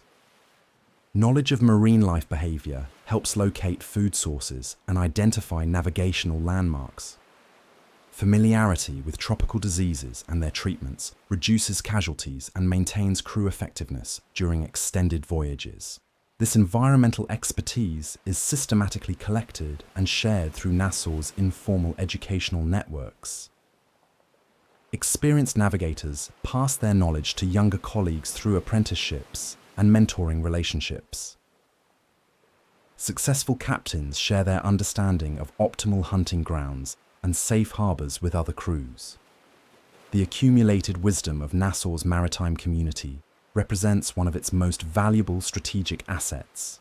The social welfare systems that care for Nassau's most vulnerable residents reflect the community's commitment to the democratic principles that govern its political life. Wounded pirates receive medical care and financial support, regardless of their ability to pay. Widows and orphans are provided with community protection and opportunities to earn their living through legitimate work. Elderly residents who can no longer participate in active piracy are supported by the community in recognition of their past contributions and accumulated wisdom. These welfare arrangements aren't administered by formal government agencies or charitable organizations. Instead, they emerge organically from the network of mutual obligations and shared responsibilities that bind Nassau's community together. Successful crews contribute to common funds that support community needs. Individual pirates accept personal responsibility for the welfare of their comrades and their families. The entire system operates on principles of mutual aid and collective responsibility that make formal government services unnecessary. As the afternoon heat builds over Nassau and residents seek shelter in whatever shade they can find, the remarkable nature of this social experiment becomes even more apparent. The community has solved fundamental problems of human organization and cooperation in ways that challenge every assumption about the relationship between law, order, and civilization. But the very success of their experiment is beginning to attract attention from powers that view Nassau's existence as a direct threat to their own authority and interests. The intelligence reports filtering into Nassau speak of fundamental changes in European attitudes toward piracy and colonial security. The easy tolerance that many colonial governments once showed toward piracy is giving way to determined opposition backed by significant military resources. New warships specifically designed for anti-piracy operations are being constructed in European shipyards. Colonial governors are receiving explicit instructions to take more aggressive action against pirate havens, regardless of the short-term economic costs. Most ominously, some former pirates are being recruited to serve as pirate hunters, bringing intimate knowledge of pirate tactics, hideouts, and weaknesses to their new masters. These turncoats represent a particularly dangerous threat because they understand Nassau's vulnerabilities and can anticipate the community's likely responses to different types of pressure. Their betrayal of their former comrades adds a personal element of bitterness to what might otherwise be viewed as simply another political and military challenge. But Nassau's residents are not passive victims waiting helplessly for their fate to be decided by distant powers. The same democratic principles and practical problem-solving abilities that created their community are now being applied to the challenge of survival in an increasingly hostile world. Community assemblies debate strategies for dealing with growing threats while maintaining the freedoms and opportunities that make Nassau worth defending. Intelligence networks are being expanded and refined to provide better warning of potential threats. Diplomatic channels are explored with potential allies and neutral parties who might be willing to provide assistance or at least remain neutral in any coming conflict. Military preparations are intensified while maintaining the careful balance between defensive readiness and provocative actions that might trigger premature military intervention by enemies. The children playing in Nassau's sandy streets during the cooler evening hours represent both the community's hopes for the future and its most precious potential casualties if the gathering political storm should break over their tropical paradise. Their laughter and games provide a poignant counterpoint to the serious discussions taking place in taverns and council meetings where Nassau's fate is being decided. These young people have known only the freedom and democracy of the pirate republic, and the conventional colonial world that their parents fled would seem as foreign and oppressive to them as Nassau appears chaotic and dangerous to outside observers. The question that hangs heavy in Nassau's humid air is whether this remarkable experiment in radical democracy can adapt to survive the challenges that threaten to destroy it, or whether the forces of imperial order will succeed in crushing this brief flowering of human freedom and returning the Caribbean to the rigid hierarchies and authoritarian control that characterize the rest of the colonial world. The marketplace of Nassau operates under a peculiar form of economic democracy that would baffle merchants in London or Amsterdam. Here, the value of goods isn't determined by royal proclamations or guild regulations, but by the collective wisdom of men who understand true worth through bitter experience. A captured Spanish astrolabe might trade for the same value as a barrel of fine French wine, not because of their original purchase price, but because both serve essential needs in the pirate republic. Watch as negotiations unfold in the sweltering heat of midday Nassau, and you'll witness commerce stripped down to its most elemental form. A grizzled quartermaster examines a collection of surgical instruments taken from a Portuguese physician's chest. The tools are well made, their steel still sharp, despite obvious use. But their true value lies not in their craftsmanship, but in their potential to save lives when the next battle leaves men bleeding on a ship's deck. The negotiation that follows involves complex calculations of risk, necessity, and trust that no European commercial house would dare attempt. The seller, a young pirate whose crew recently captured a medical supply ship bound for Cartagena, understands that his reputation depends as much on fair dealing as on his skill with a cutlass. The buyer knows that overpaying for these instruments might leave his crew short of funds for more pressing needs, but underpaying could cost him access to future opportunities when this same seller has goods his crew desperately requires.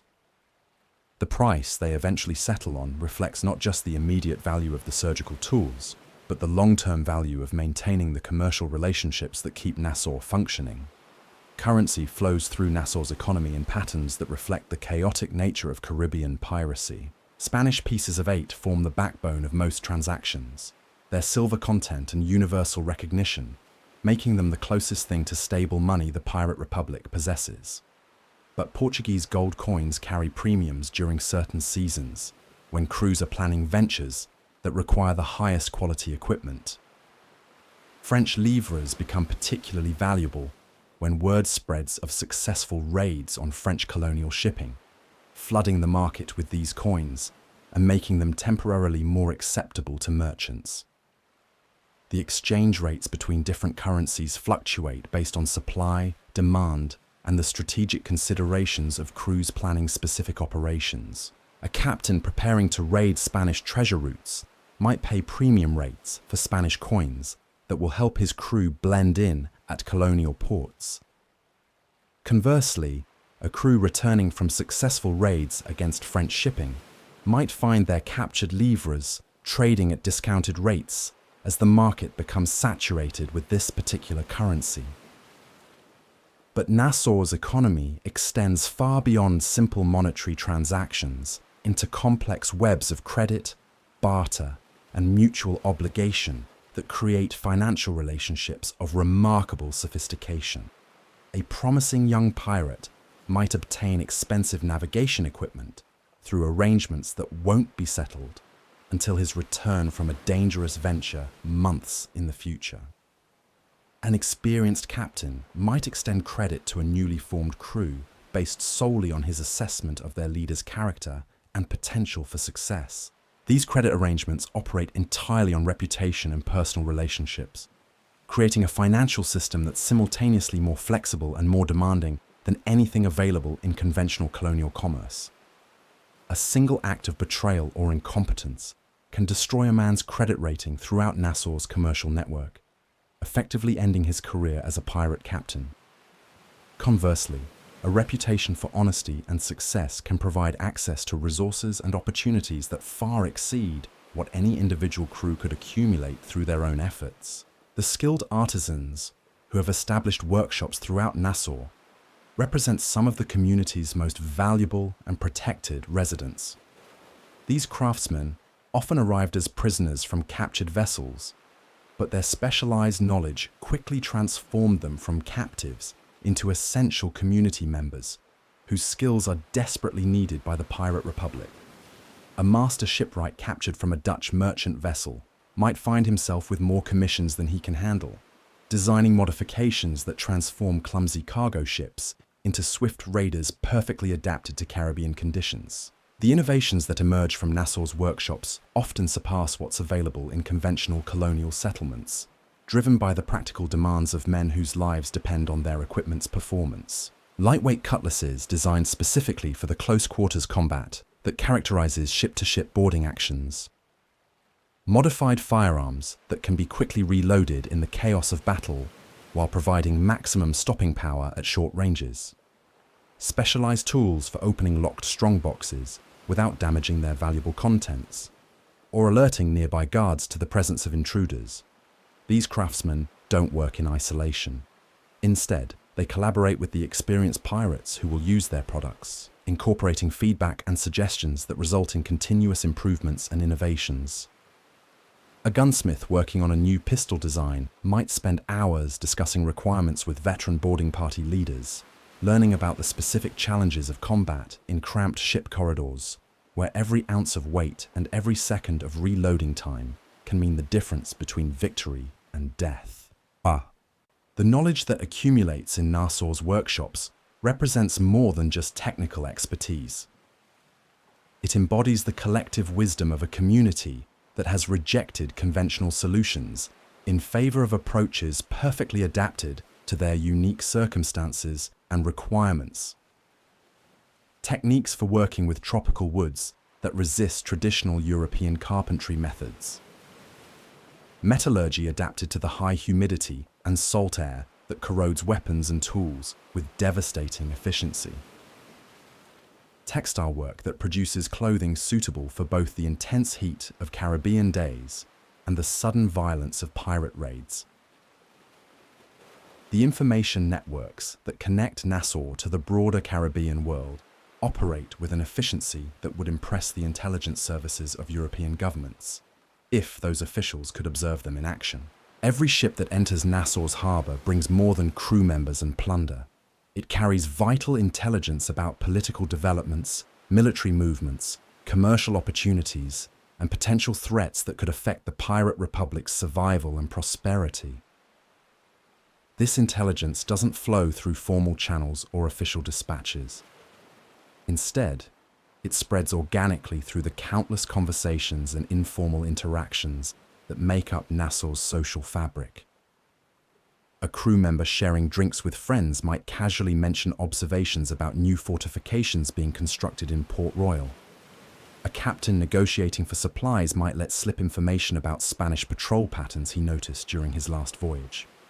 A merchant trading with Nassau's residents might provide updates on colonial government policies that could create new opportunities or dangers. The value of this information is immediately recognized by Nassau's residents, who understand that knowledge can be more valuable than silver or gold in their dangerous profession. Intelligence about the movements of Spanish treasure fleets can make the difference between a successful raid that enriches an entire crew and a disastrous encounter with heavily armed warships. Information about colonial government plans to increase anti-piracy patrols allows Nassau's leaders to adjust their strategies and prepare appropriate countermeasures. But information also flows outward from Nassau, carried by departing ships to pirate communities throughout the Caribbean and along the North American coast. News of successful tactics developed in Nassau spreads to other pirate havens, contributing to the overall effectiveness of the pirate war against colonial commerce. Reports of Nassau's democratic innovations inspire similar experiments in other communities, gradually creating a network of pirate republics that share common values and mutual support. The diplomatic relationships that Nassau maintains with indigenous populations throughout the region reflect a sophisticated understanding of political realities that often escapes conventional colonial governments. Native leaders who control strategic islands or possess detailed knowledge of local conditions are approached as valuable potential allies, rather than obstacles to be overcome or populations to be subdued. These relationships are built on mutual respect, tangible benefits, and recognition of each group's legitimate interests and capabilities. Indigenous guides provide Nassau's pirates with intimate knowledge of hidden anchorages that don't appear on any European charts, seasonal weather patterns that can make the difference between successful operations and catastrophic disasters, and detailed intelligence about colonial shipping movements that proves invaluable for planning profitable raids. In return, Nassau offers manufactured goods that are difficult for native communities to obtain through conventional colonial trade, weapons that provide protection against Spanish slave raiders and hostile neighbors, and alliance relationships that can provide military support when needed. These diplomatic arrangements create networks of mutual support that extend Nassau's influence and capabilities far beyond what the community could achieve through its own resources alone. Native allies provide early warning systems that alert Nassau to approaching threats long before they become immediate dangers. Strategic partnerships with indigenous leaders create potential refuge areas where Nassau's residents could retreat if their main settlement becomes untenable. Commercial relationships with native communities provide access to local resources and specialized knowledge that enhance Nassau's self-sufficiency and strategic flexibility. The seasonal rhythms that govern Nassau's activities reflect both the natural cycles of Caribbean weather and the artificial patterns created by colonial commerce and imperial warfare. The hurricane season, that stretches from June through November, brings enforced periods of reduced raiding activity as crews focus on maintenance, preparation, and community development activities that strengthen Nassau's foundations. These months of relative calm become opportunities for internal projects that might otherwise be neglected during the more active periods of the pirate calendar.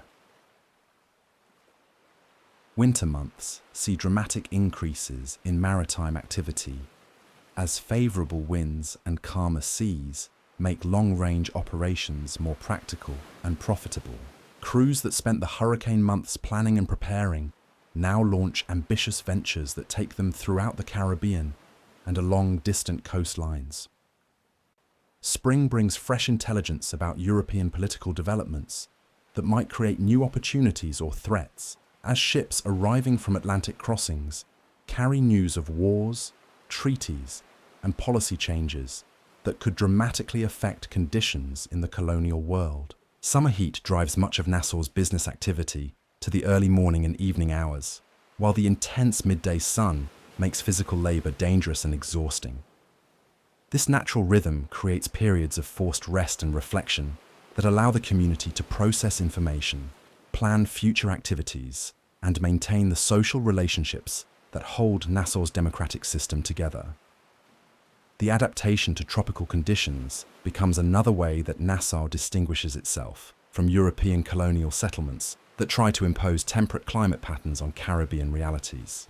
The educational systems that prepare Nassau's young people for adult roles in the Pirate Republic operate through practical apprenticeships and direct participation in community life rather than formal classroom instruction. A teenage boy hoping to join a pirate crew must demonstrate competence in seamanship, navigation, combat skills, and the complex social abilities needed to function effectively within Nassau's democratic structures. This education takes place through hands-on experience under the guidance of experienced mentors who take personal responsibility for their students' development and future success. Young women growing up in Nassau face different but equally challenging educational requirements as they prepare for roles that might include managing businesses, practicing medicine, or even commanding their own vessels in a world where conventional gender restrictions have largely broken down.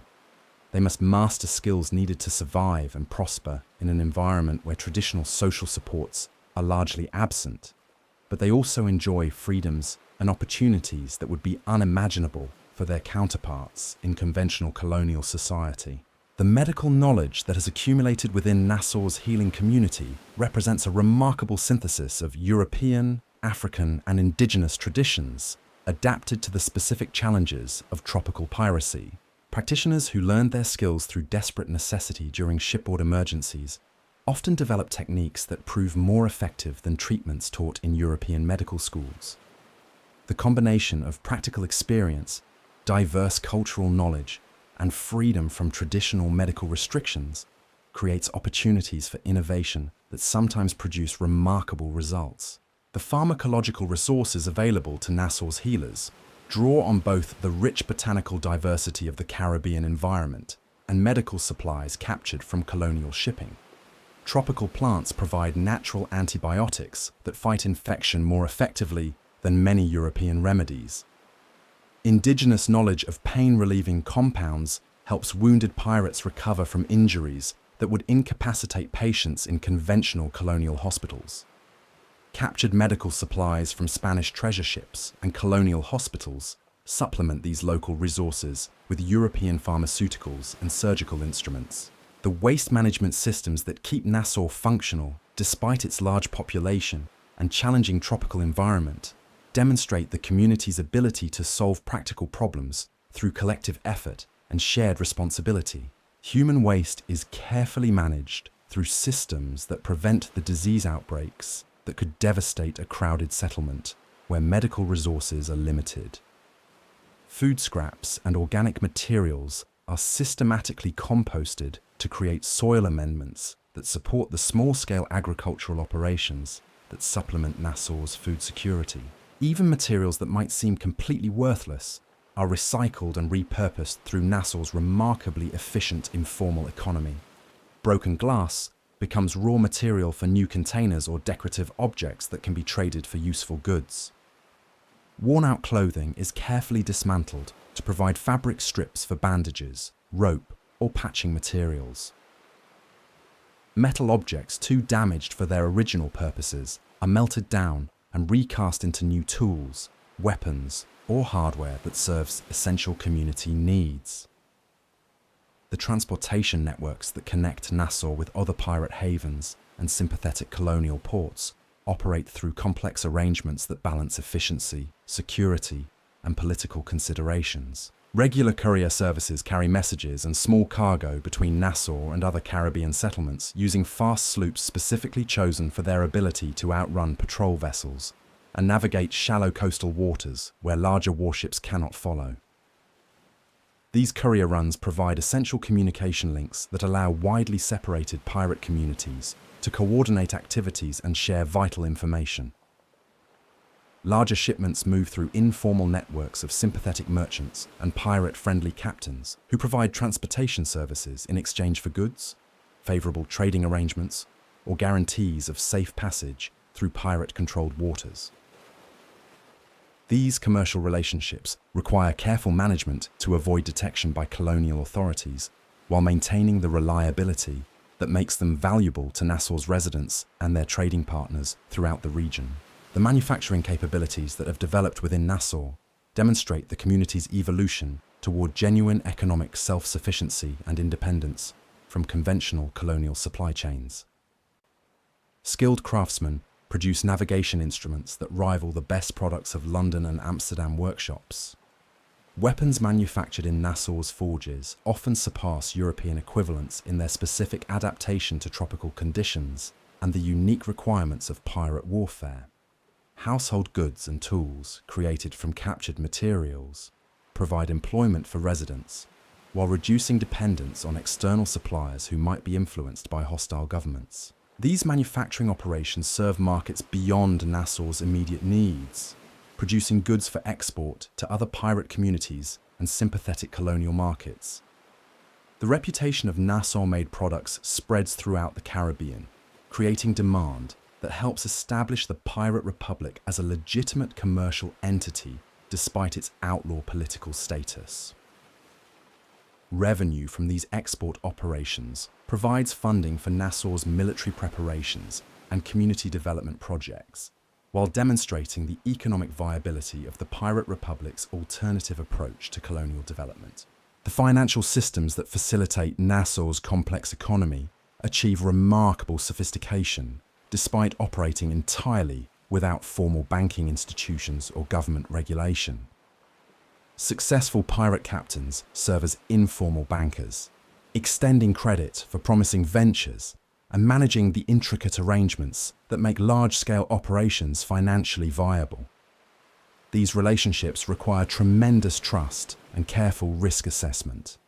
Since no legal remedies exist for dealing with defaulted obligations or fraudulent transactions, letters of credit issued by respected Nassau captains are honoured throughout the Caribbean pirate network, facilitating commerce and cooperation between widely separated communities that might otherwise have difficulty coordinating their activities.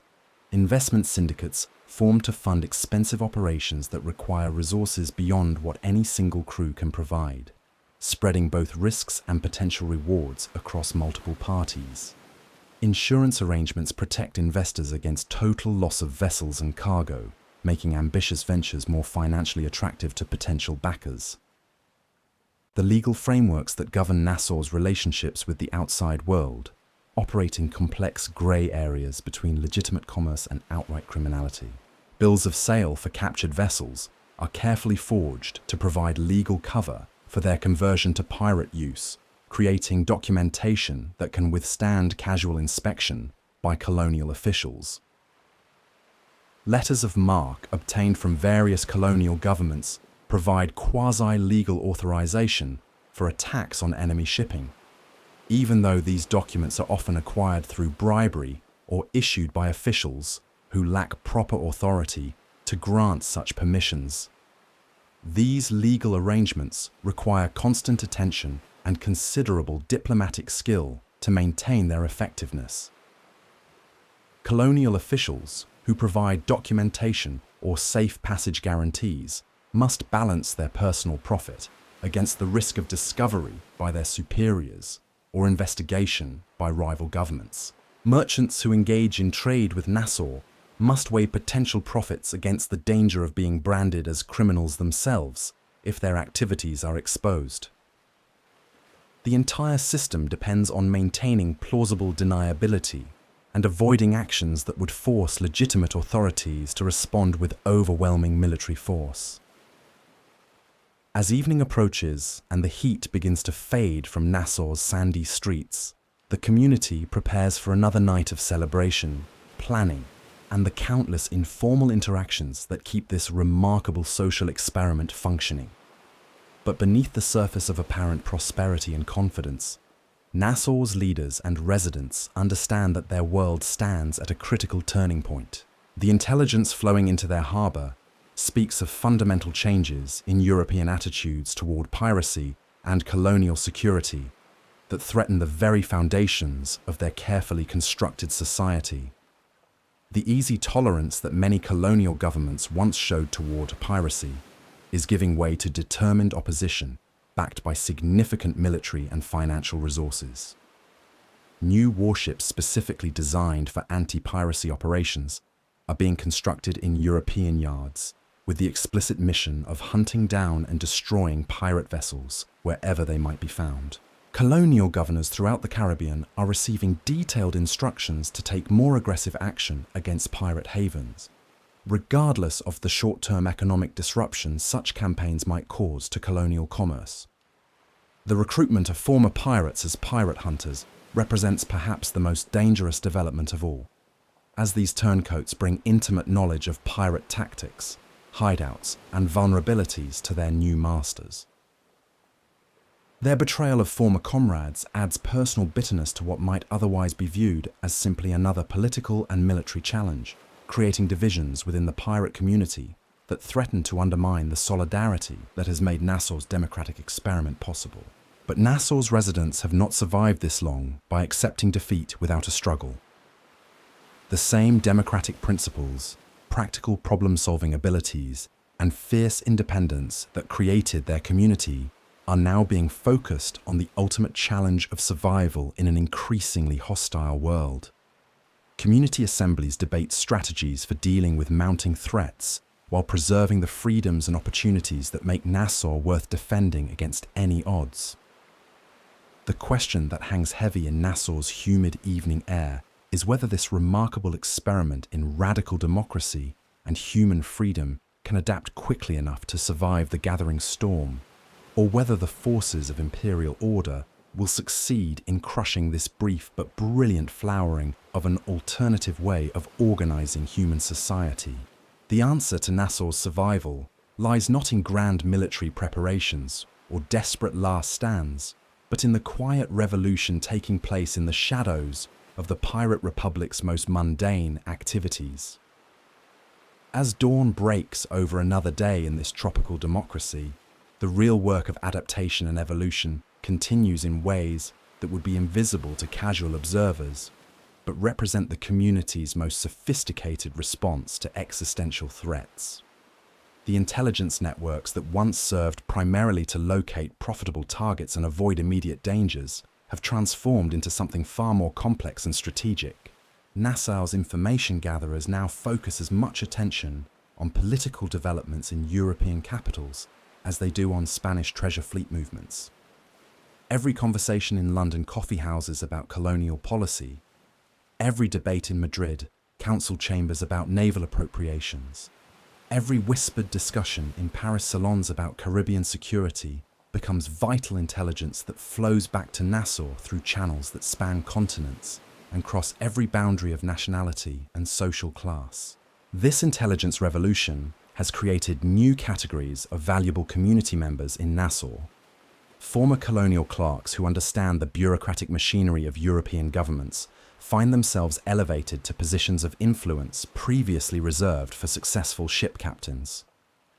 Multilingual scholars captured from passenger vessels become strategic assets whose ability to interpret political documents and diplomatic correspondence proves more valuable than any cargo of silver or gold.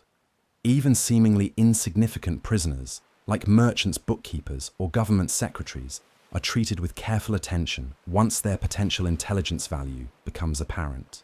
The transformation of Nassau's economy reflects this shift toward long-term strategic thinking. Where once the community lived entirely for immediate gratification and short-term profit, Now increasing resources are devoted to building sustainable foundations for prolonged resistance. Workshops that once focused solely on maintaining raiding equipment now dedicate significant capacity to producing goods for legitimate colonial markets, creating revenue streams that don't depend on successful piracy and establishing Nassau as a recognized participant in regional commerce. Agricultural experiments that began as simple supplements to the community's diet have evolved into systematic efforts to achieve food security that could sustain Nassau through extended blockades or siege conditions. Former plantation slaves bring knowledge of tropical farming techniques that prove remarkably effective when applied to New Providence Island's unique conditions. Spanish colonial refugees contribute understanding of crop varieties and growing methods that can produce substantial yields even in sandy soils and irregular rainfall patterns. The medical facilities of Nassau have undergone perhaps the most dramatic transformation of all community institutions. What began as crude battlefield surgery and folk remedy healing has developed into a sophisticated medical establishment that attracts patients from throughout the Caribbean. Former military surgeons work alongside indigenous healers and captured colonial physicians to create treatment protocols that often surpass what's available in legitimate colonial hospitals. This medical reputation has become both a source of revenue and a form of diplomatic protection, as even hostile colonial governors hesitate to attack a community that provides essential medical services to their own populations. The educational systems that prepare Nassau's young people for adult roles have adapted to emphasize skills that will be valuable regardless of whether the pirate republic survives in its current form. Navigation and seamanship remain essential components of any young person's education, but they are now supplemented by instruction in languages, mathematics, and commercial practices that would allow Nassau's youth to function effectively in conventional colonial society if circumstances require such adaptations. Young women receive particularly comprehensive preparation for uncertain futures, learning not only the traditional skills needed to manage households and businesses, but also the more specialized knowledge required for careers in medicine, education, or even diplomatic service. The freedom that Nassau offers its female residents has produced a generation of remarkably capable women who could succeed in any environment, whether that future involves continued pirate democracy or integration into conventional colonial society. The diplomatic initiatives that Nassau has undertaken represent perhaps the most sophisticated aspect of the community's survival strategy. Rather than waiting passively for external forces to determine their fate, Nassau's leaders have begun actively cultivating relationships with potential allies and neutral parties who might provide assistance or at least remain neutral in any coming conflict. These diplomatic efforts extend far beyond the Caribbean to include contacts in European commercial centers, North American colonial ports, and even indigenous nations, whose territorial claims might complicate any military action against Nassau.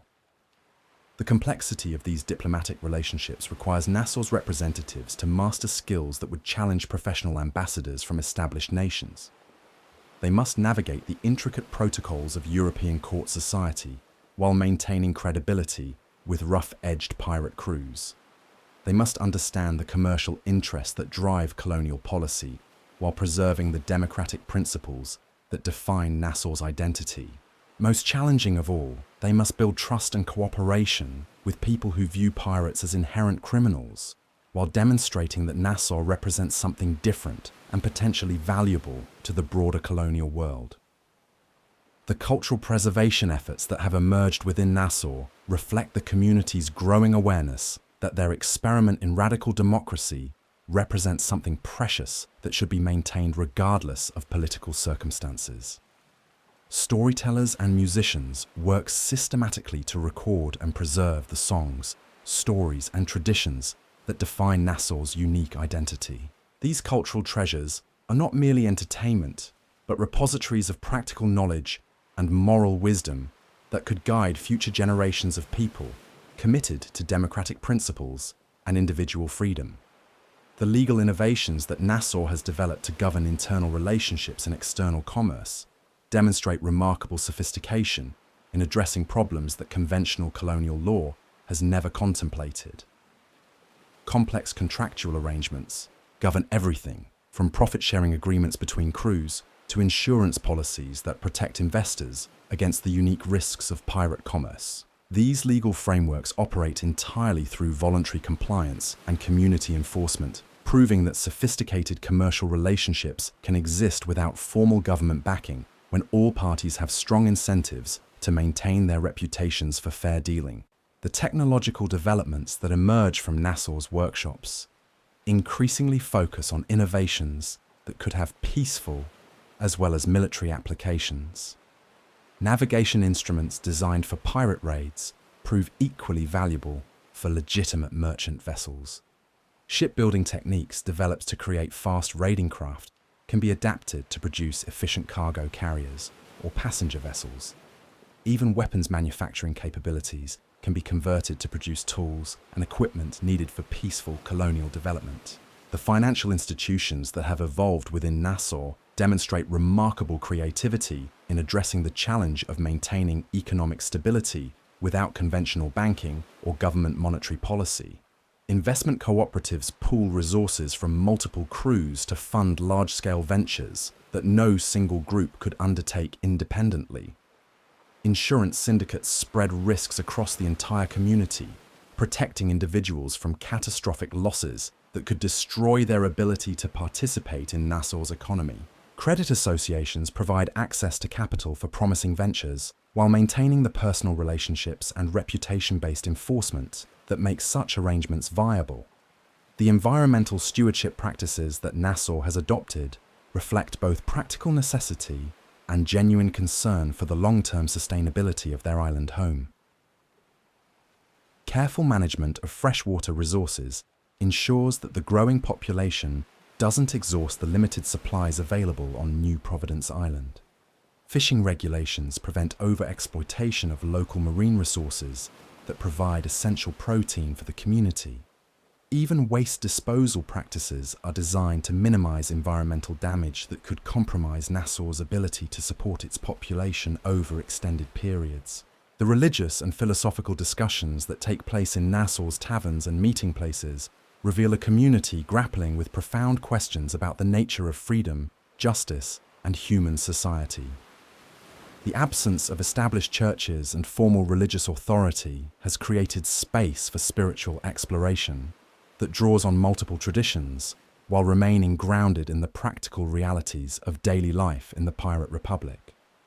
These discussions aren't merely academic exercises, but serious attempts to develop moral frameworks that can guide individual behavior and community decisions in circumstances that conventional religious and philosophical traditions never contemplated. The artistic expressions that flourish in Nassau's creative communities reflect the unique perspective of people who have consciously rejected conventional social arrangements in favor of something unprecedented and uncertain. Musicians compose songs that celebrate freedom while acknowledging the costs of choosing independence over security. Visual artists create works that capture both the beauty of Caribbean life and the dangers that constantly threaten Nassau's existence. Writers and poets document the daily realities of democratic piracy, while exploring the larger implications of their community's political experiment. The scientific observations and discoveries that emerge from Nassau's position at the crossroads of Caribbean maritime activity contribute to the broader understanding of tropical geography, meteorology, and natural history. Navigators who spend months at sea develop detailed knowledge of ocean currents, seasonal weather patterns, and marine life behavior that proves valuable for both practical navigation and pure scientific understanding. Healers working with tropical diseases and indigenous medicinal plants make discoveries that advance medical knowledge throughout the colonial world. The architectural innovations that shape Nassau's physical development reflect both the temporary nature of many structures and the growing confidence of residents who believe their community has a permanent future. Buildings designed for quick abandonment coexist with more substantial constructions that represent long-term investments in Nassau's development. The resulting architectural landscape tells the story of a community caught between present necessities and future aspirations, creating physical spaces that can adapt to changing circumstances while maintaining the social functions that keep Nassau's democracy viable. The commercial networks that connect Nassau to markets throughout the Caribbean and beyond demonstrate the community's evolution from simple piracy to complex international trade relationships. Nassau-based merchants maintain regular commercial correspondence with partners in ports from Charleston to Cartagena, negotiating deals that involve everything from mundane household goods to exotic tropical products. These commercial relationships create constituencies throughout the colonial world who have financial interests in Nassau's continued prosperity and political stability. The transportation systems that move people and goods between Nassau and other Caribbean settlements have evolved into reliable services that operate with the efficiency of established commercial enterprises. Regular packet services carry mail and passengers between Nassau and other pirate havens, maintaining communication links that allow widely separated communities to coordinate their activities. Freight services transport cargo with scheduling reliability that matches or exceeds what's available through conventional colonial shipping networks. The insurance mechanisms that protect Nassau's residents against the various risks of their dangerous lifestyle have developed into sophisticated systems that would be familiar to London commercial houses. Policies covering everything from personal injury in battle to total loss of vessels and cargo create financial security that allows individuals to take calculated risks while protecting themselves and their families against catastrophic losses. These insurance arrangements are backed by the collective resources of the entire community, spreading risks across the broadest possible base while maintaining the personal relationships that make such systems viable without government enforcement.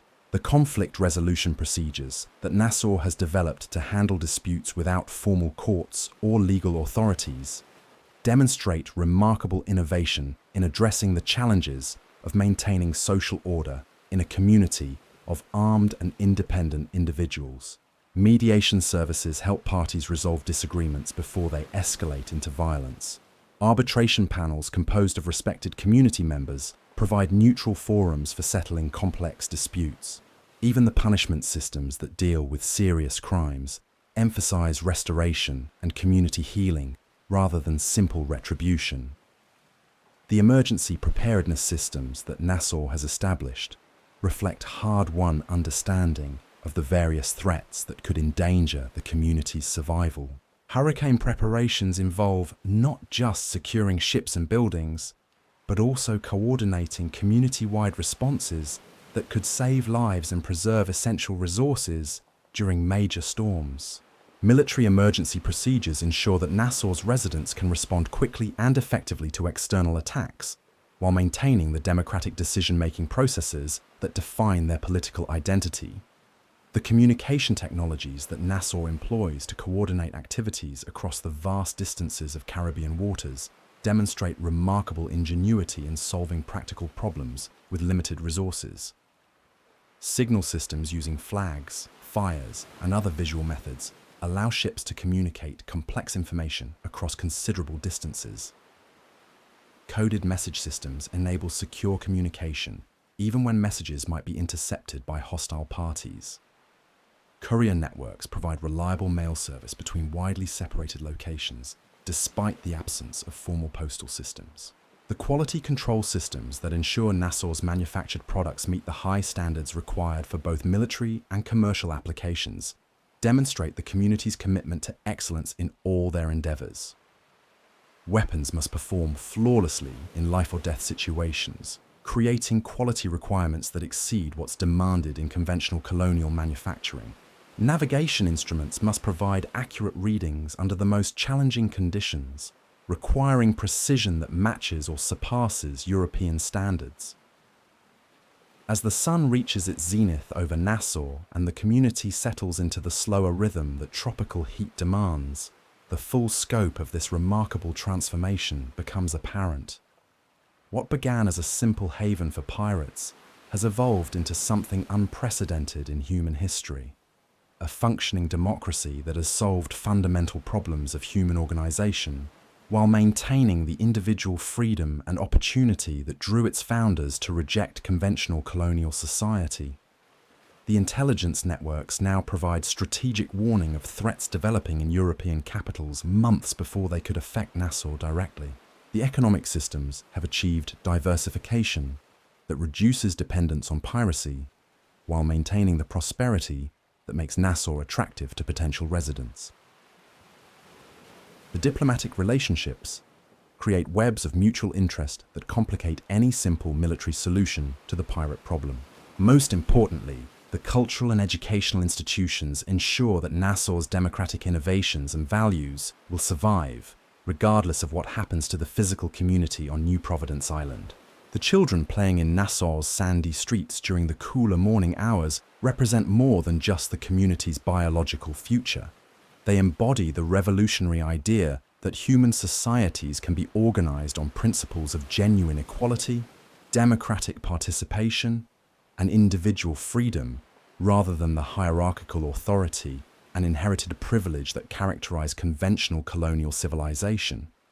These young people have grown up expecting to participate in decisions that affect their lives, to be judged on their abilities rather than their origins, and to enjoy opportunities limited only by their own ambitions and talents. The question that now confronts Nassau is not simply whether this particular community can survive the gathering storm of imperial opposition, but whether the ideas and innovations that Nassau represents can be preserved and transmitted to future generations who might face similar challenges in their own struggles for freedom and democracy. The answer to that question lies not in Nassau's military preparations or diplomatic maneuvering, but in the daily choices made by ordinary people who have discovered that another way of organizing human society is not only possible but preferable to the alternatives offered by conventional colonial civilization. The evening gatherings that bring Nassau's residents together for discussion, debate, and collective decision-making continue the revolutionary process that began when the first pirates chose democracy over autocracy. These assemblies address immediate practical concerns, while also grappling with larger questions about the nature of justice, freedom, and human community that will influence political thought for generations to come. The precedent that Nassau has established proves that ordinary people can govern themselves effectively when given the opportunity and the responsibility to do so.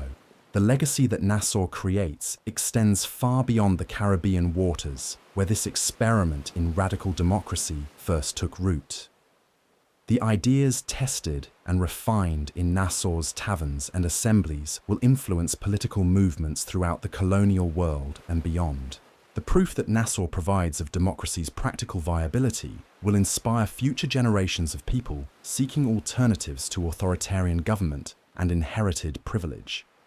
The example that Nassau sets of international cooperation based on mutual respect rather than imperial domination will challenge conventional assumptions about how different peoples and nations must relate to each other. As night falls over Nassau and the sounds of music and celebration once again fill the tropical air, the community prepares for whatever challenges the future might bring with the confidence that comes from having created something genuinely new and valuable in human history. The Pirate Republic may face uncertain times ahead, but the democratic principles and innovative solutions that Nassau has developed will endure as permanent contributions to humanity's understanding of how free people can organize themselves for mutual benefit and collective prosperity. The morning light filtering through Nassau's humid air reveals a community caught between celebration and calculation, where every sunrise brings both opportunity and danger in equal measure. As you walk through the settlement's winding pathways, past the ramshackle structures that house this unlikely democracy, you begin to understand that Nassau's greatest achievement isn't its military prowess or economic innovation, but something far more subtle and revolutionary: the creation of a society where human worth is measured by contribution rather than birthright. The social hierarchies that govern Nassau bear no resemblance to the rigid class structures that define colonial civilization elsewhere in the Caribbean. Here, a former African slave who earned his freedom through courage in battle might command more respect than a disgraced English nobleman fleeing debts and scandal. A woman who runs a successful tavern and settles disputes between crews holds more real power than many colonial governors. The measure of a person's worth isn't determined by the circumstances of their birth or the color of their skin, but by their ability to contribute to the community's survival and prosperity. This radical egalitarianism creates social dynamics that would be incomprehensible to visitors from conventional colonial settlements. Watch a typical gathering in one of Nassau's major taverns, and you'll see conversations that cross every boundary of race, nationality, and social origin that exists in the outside world. A Portuguese navigator debates sailing techniques with a Jamaican maroon. A French deserter shares intelligence about colonial fortifications with a Spanish prisoner who chose to join the pirate republic rather than face execution. An Irish indentured servant who bought his freedom with his share of plunder discusses investment opportunities with a captured Dutch merchant who discovered that Nassau offers better business prospects than legitimate colonial trade. The absence of inherited privilege doesn't mean Nassau lacks social distinctions, but rather that these distinctions are earned through demonstrated ability and maintained through continued performance. A ship's captain commands authority because his crew elected him and continues to follow his leadership, not because he inherited a title or purchased a commission. A quartermaster's decisions are respected because he has proven his fairness and wisdom in dividing plunder and settling disputes, not because he comes from an established family or attended prestigious schools. This meritocratic system creates opportunities for social advancement that exist nowhere else in the colonial world, but it also demands constant proof of worthiness from everyone who seeks to maintain positions of influence. A captain who makes poor decisions or treats his crew unfairly can find himself deposed and reduced to ordinary crew status within days. A merchant who cheats his customers or fails to deliver promised goods quickly discovers that reputation is everything in a community where formal legal recourse doesn't exist. The educational opportunities available in Nassau reflect this emphasis on practical ability over formal credentials. Young people don't learn Latin grammar or European history, but they receive intensive instruction in navigation, seamanship, languages, mathematics, and the countless other skills needed for success in the pirate republic. A teenage boy might receive better training in celestial navigation from a former Spanish pilot than he could get at any European university.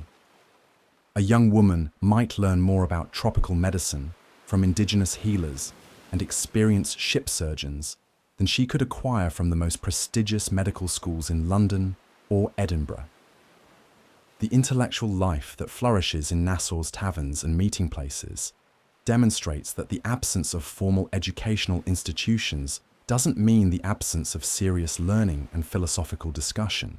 The community attracts individuals with remarkable knowledge and abilities who are prevented from using their talents in conventional colonial society because of their origins, beliefs, or circumstances. Former university students who fled religious persecution engage in sophisticated debates about political philosophy. Captured scholars and scientists continue their research using resources and freedom unavailable to their colleagues in more respectable institutions. The scientific observations and discoveries that emerge from Nassau's unique position contribute significantly to the broader understanding of Caribbean geography, natural history, and maritime technology. Navigators who spend months exploring uncharted waters develop detailed knowledge of ocean currents, weather patterns, and coastal features that proves invaluable for both practical seamanship and pure scientific understanding. Healers working with tropical diseases make medical discoveries that advance knowledge throughout the colonial world.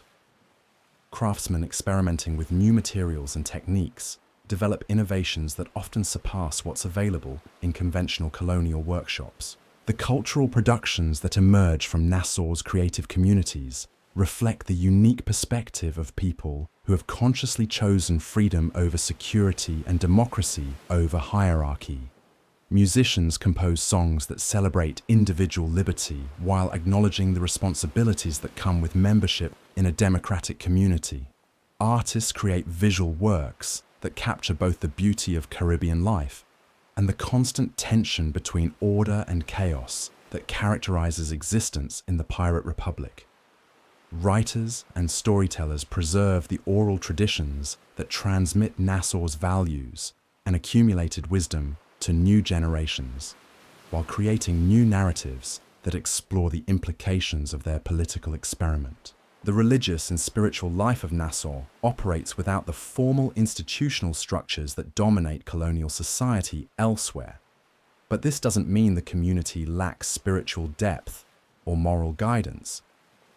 The absence of established churches has created space for genuine religious diversity and exploration that draws on multiple traditions while remaining grounded in the practical realities of daily life. African spiritual practices blend with Christian traditions and indigenous beliefs to create new forms of religious expression that address the unique circumstances and challenges facing Nassau's residents. The moral philosophy that guides Nassau's democratic institutions emerges from practical experience rather than abstract theological or philosophical principles.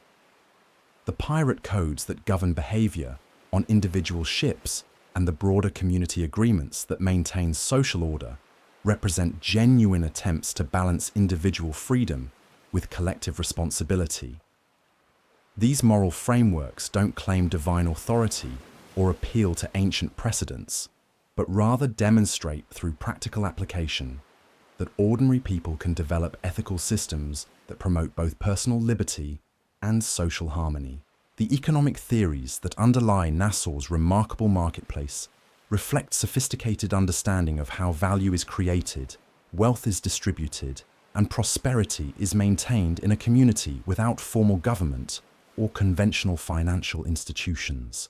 The emphasis on reputation-based transactions creates powerful incentives for honest dealing that often prove more effective than legal contracts backed by government enforcement. The profit-sharing arrangements that govern pirate crews demonstrate practical applications of economic democracy that redistribute wealth based on contribution rather than inherited privilege or political connections. The environmental consciousness that has developed within Nassau reflects both practical necessity and genuine understanding of the relationship between human communities and their natural surroundings. The careful management of freshwater resources, the regulation of fishing and hunting to prevent overexploitation, and the waste disposal practices that minimize environmental damage all demonstrate that democratic decision-making can produce more sustainable environmental policies than authoritarian governments focused on short-term extraction of resources for distant imperial centers. The architectural innovations that shape Nassau's physical development create spaces that reflect the community's democratic values, while addressing the practical challenges of tropical living and potential military threats. Buildings designed for community gatherings facilitate the democratic assemblies that govern Nassau's political life. Workshop spaces allow for the collaboration between craftsmen and their customers that produces continuous innovation and improvement. Even residential structures reflect the egalitarian principles that prevent excessive accumulation of wealth and status symbols that might undermine social cohesion. The urban planning principles that guide Nassau's growth demonstrate remarkable sophistication in creating a physical environment that supports democratic institutions and social equality. The absence of grand palaces or imposing government buildings reflects the community's rejection of hierarchical authority. The integration of residential, commercial, and workshop spaces creates opportunities for the informal interactions that maintain social bonds and democratic participation. Even the defensive preparations are designed to protect the entire community, rather than privileging elite areas at the expense of common residents. The transportation systems that connect different areas of Nassau and link the community to the broader Caribbean world demonstrate the practical benefits of democratic organization and cooperative effort. road maintenance, harbour improvements, and communication systems all emerge from collective decision-making and shared labour rather than government mandates backed by taxation and forced labour. The result is infrastructure that serves genuine community needs rather than the prestige projects and elite conveniences that characterize development in conventional colonial settlements. The public health measures that protect Nassau's residents from disease outbreaks and medical emergencies reflect sophisticated understanding of the relationship between individual health and community welfare. Sanitation systems, medical facilities, and emergency response procedures all demonstrate that democratic communities can address collective challenges more effectively than authoritarian governments that treat public health as a low priority compared to military expenditures and elite consumption. The conflict resolution mechanisms that maintain social peace in a community of armed and independent individuals represent perhaps Nassau's most remarkable innovation in democratic governance. The mediation services, arbitration panels, and restorative justice practices that handle disputes and crimes demonstrate that ordinary people can develop more effective and humane approaches to maintaining social order than the brutal punishment systems that characterize colonial justice elsewhere in the Caribbean. The international relationships that Nassau maintains with other pirate communities, indigenous nations, and even some colonial governments demonstrate the possibility of conducting diplomacy based on mutual respect and benefit rather than imperial domination and exploitation. These relationships create networks of cooperation and mutual support that extend Nassau's influence and capabilities far beyond what the community could achieve through its own resources alone. The intelligence networks that keep Nassau informed about threats and opportunities throughout the Caribbean and beyond operate with efficiency that would impress European diplomatic services, while maintaining the democratic accountability and transparency that prevent the intelligence apparatus from becoming a tool of internal oppression. Information flows freely through the community, enabling informed democratic decision-making while protecting sources and methods from hostile governments. The military organization that defends Nassau from external threats demonstrates that democratic principles can be maintained even in the face of serious security challenges. The citizen soldiers who man Nassau's defenses serve voluntarily and remain subject to democratic oversight, preventing the emergence of a military caste that might threaten civilian authority. Training programs ensure that every resident can contribute to community defense while maintaining their civilian occupations and democratic participation. The economic development strategies that guide Nassau's evolution from simple piracy toward legitimate commerce demonstrate the community's sophisticated understanding of how to build sustainable prosperity while maintaining democratic institutions and individual freedom.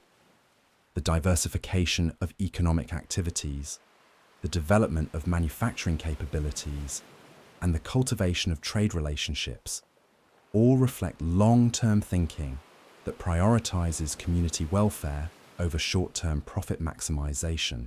The technological innovations that emerge from Nassau's workshops and laboratories often surpass what's available in conventional colonial settlements because democratic organization encourages experimentation and rewards practical results rather than conformity to established procedures. The absence of guild restrictions and government regulations creates space for genuine innovation that addresses real needs rather than maintaining existing power structures and economic privileges. The cultural preservation efforts that maintain Nassau's unique identity and transmit its values to future generations demonstrate the community's understanding that ideas and institutions are more important than territory or material wealth. The stories, songs, and traditions that define Nassau's culture carry practical wisdom and moral guidance that could survive even if the physical community were destroyed by external enemies. The educational innovations that prepare Nassau's young people for uncertain futures emphasize critical thinking, practical skills, and democratic values rather than rote memorization and passive obedience to authority.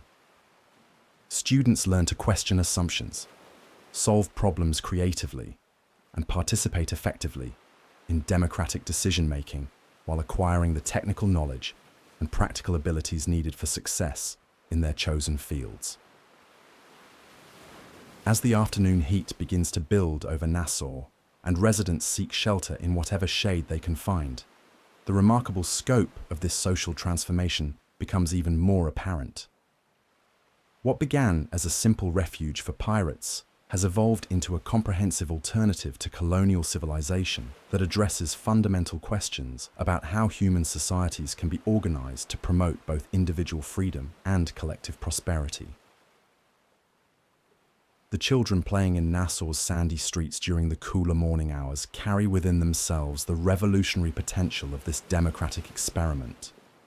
They have grown up expecting to participate in decisions that affect their lives, to be judged on their abilities rather than their origins, and to enjoy opportunities limited only by their own ambitions and talents. These expectations will shape their behavior and aspirations regardless of what happens to the physical community that nurtured them.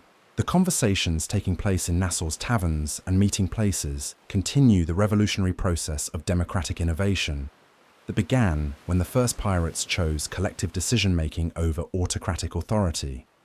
These discussions address immediate practical concerns while also exploring larger questions about justice, freedom, and human community that will influence political development throughout the colonial world and beyond. The precedent that Nassau establishes proves that ordinary people can govern themselves effectively when given genuine opportunities and real responsibilities. This demonstration of democracy's practical viability challenges fundamental assumptions about the necessity of hierarchical authority and inherited privilege that justify colonial oppression throughout the Americas. The networks of communication and cooperation that connect Nassau to other pirate communities and sympathetic groups throughout the Caribbean create the foundation for broader movements toward democratic reform and social justice. Ideas tested in Nassau's democratic assemblies spread to other communities facing similar challenges, multiplying the impact of Nassau's innovations far beyond the boundaries of New Providence Island. The economic models that Nassau has developed demonstrate practical alternatives to the extractive colonial economy that enriches distant imperial centers while impoverishing local populations. The emphasis on local production, fair distribution of wealth, and sustainable environmental practices offers blueprints that other communities can adapt to their own circumstances and needs. As evening approaches and Nassau prepares for another night of democratic deliberation and community celebration, the residents understand that they have created something precious and unprecedented that deserves preservation regardless of the challenges they may face. The Pirate Republic represents more than just a haven for outcasts and criminals.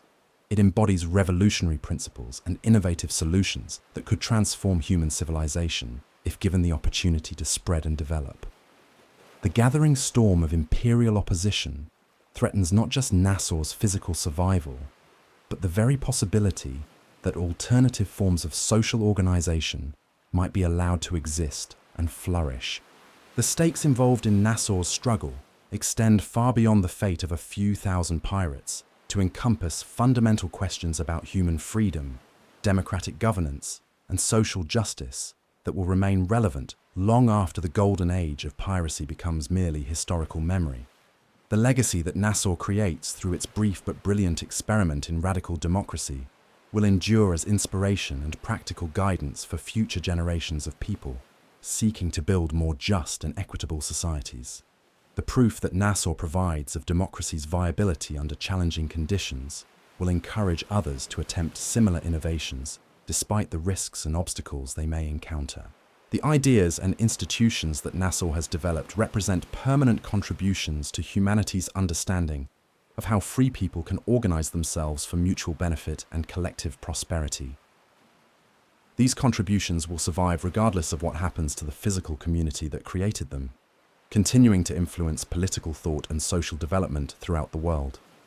The question that now confronts not just Nassau, but the entire colonial world, is whether the forces of imperial authority and inherited privilege will succeed in crushing this experiment in human freedom, or whether the democratic principles and innovative solutions that Nassau represents will find new expressions in other times and places where people seek alternatives to oppression and inequality.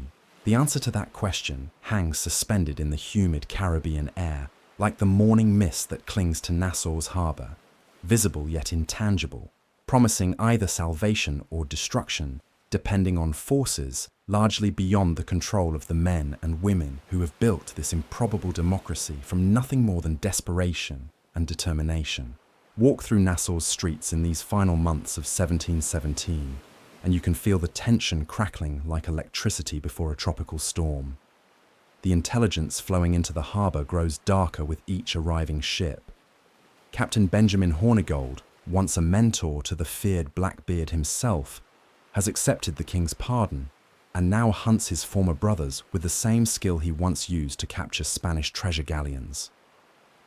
The betrayal cuts deeper than any sword wound because Hornigold understands every secret anchorage, every tactical weakness, every personal grudge that might be exploited to destroy Nassau's carefully constructed unity. But perhaps even more ominous than individual betrayals is the systematic nature of the campaign now being mounted against piracy throughout the Caribbean. This isn't the sporadic, half-hearted enforcement that colonial governments have attempted in the past. This is total war declared by European powers, who have finally recognized that the Pirate Republic represents something far more dangerous than simple criminal activity. Nassau's democratic experiment challenges the fundamental assumptions upon which colonial empire depends, and such challenges cannot be tolerated regardless of the cost required to eliminate them. The appointment of Captain Woodes Rogers as governor of the Bahamas represents the most immediate and personal threat Nassau has ever faced.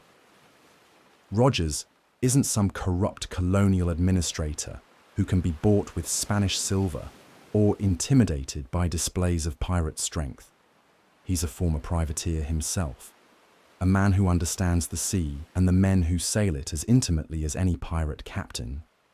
More importantly, he arrives with explicit instructions from London to end the Pirate Republic by whatever means necessary, backed by Royal Navy warships and marine battalions specifically assigned to support his mission. And so, Nassau's extraordinary chapter draws to a close, not with the romantic final battle of Hollywood legend, but with the inexorable pressure of imperial power closing in like the walls of a closing trap. By 1718, the last holdouts would scatter to the winds, some accepting pardons, others dying in desperate final stands, and a precious few disappearing into the vast ocean with their secrets intact. The ramshackle taverns would fall silent, the democratic assemblies would cease their heated debates, and the sandy streets would empty of the voices that once spoke a dozen languages united by dreams of freedom. But Nassau's legacy extends far beyond those brief years when pirates ruled paradise.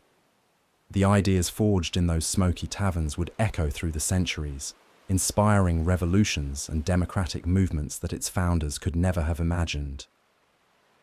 The proof that ordinary people could govern themselves, that societies could function without kings or inherited privilege, that freedom was not just the birthright of the wealthy few, but the natural condition of all humanity. These revelations would outlive every ship, every treasure, and every man who called Nassau home.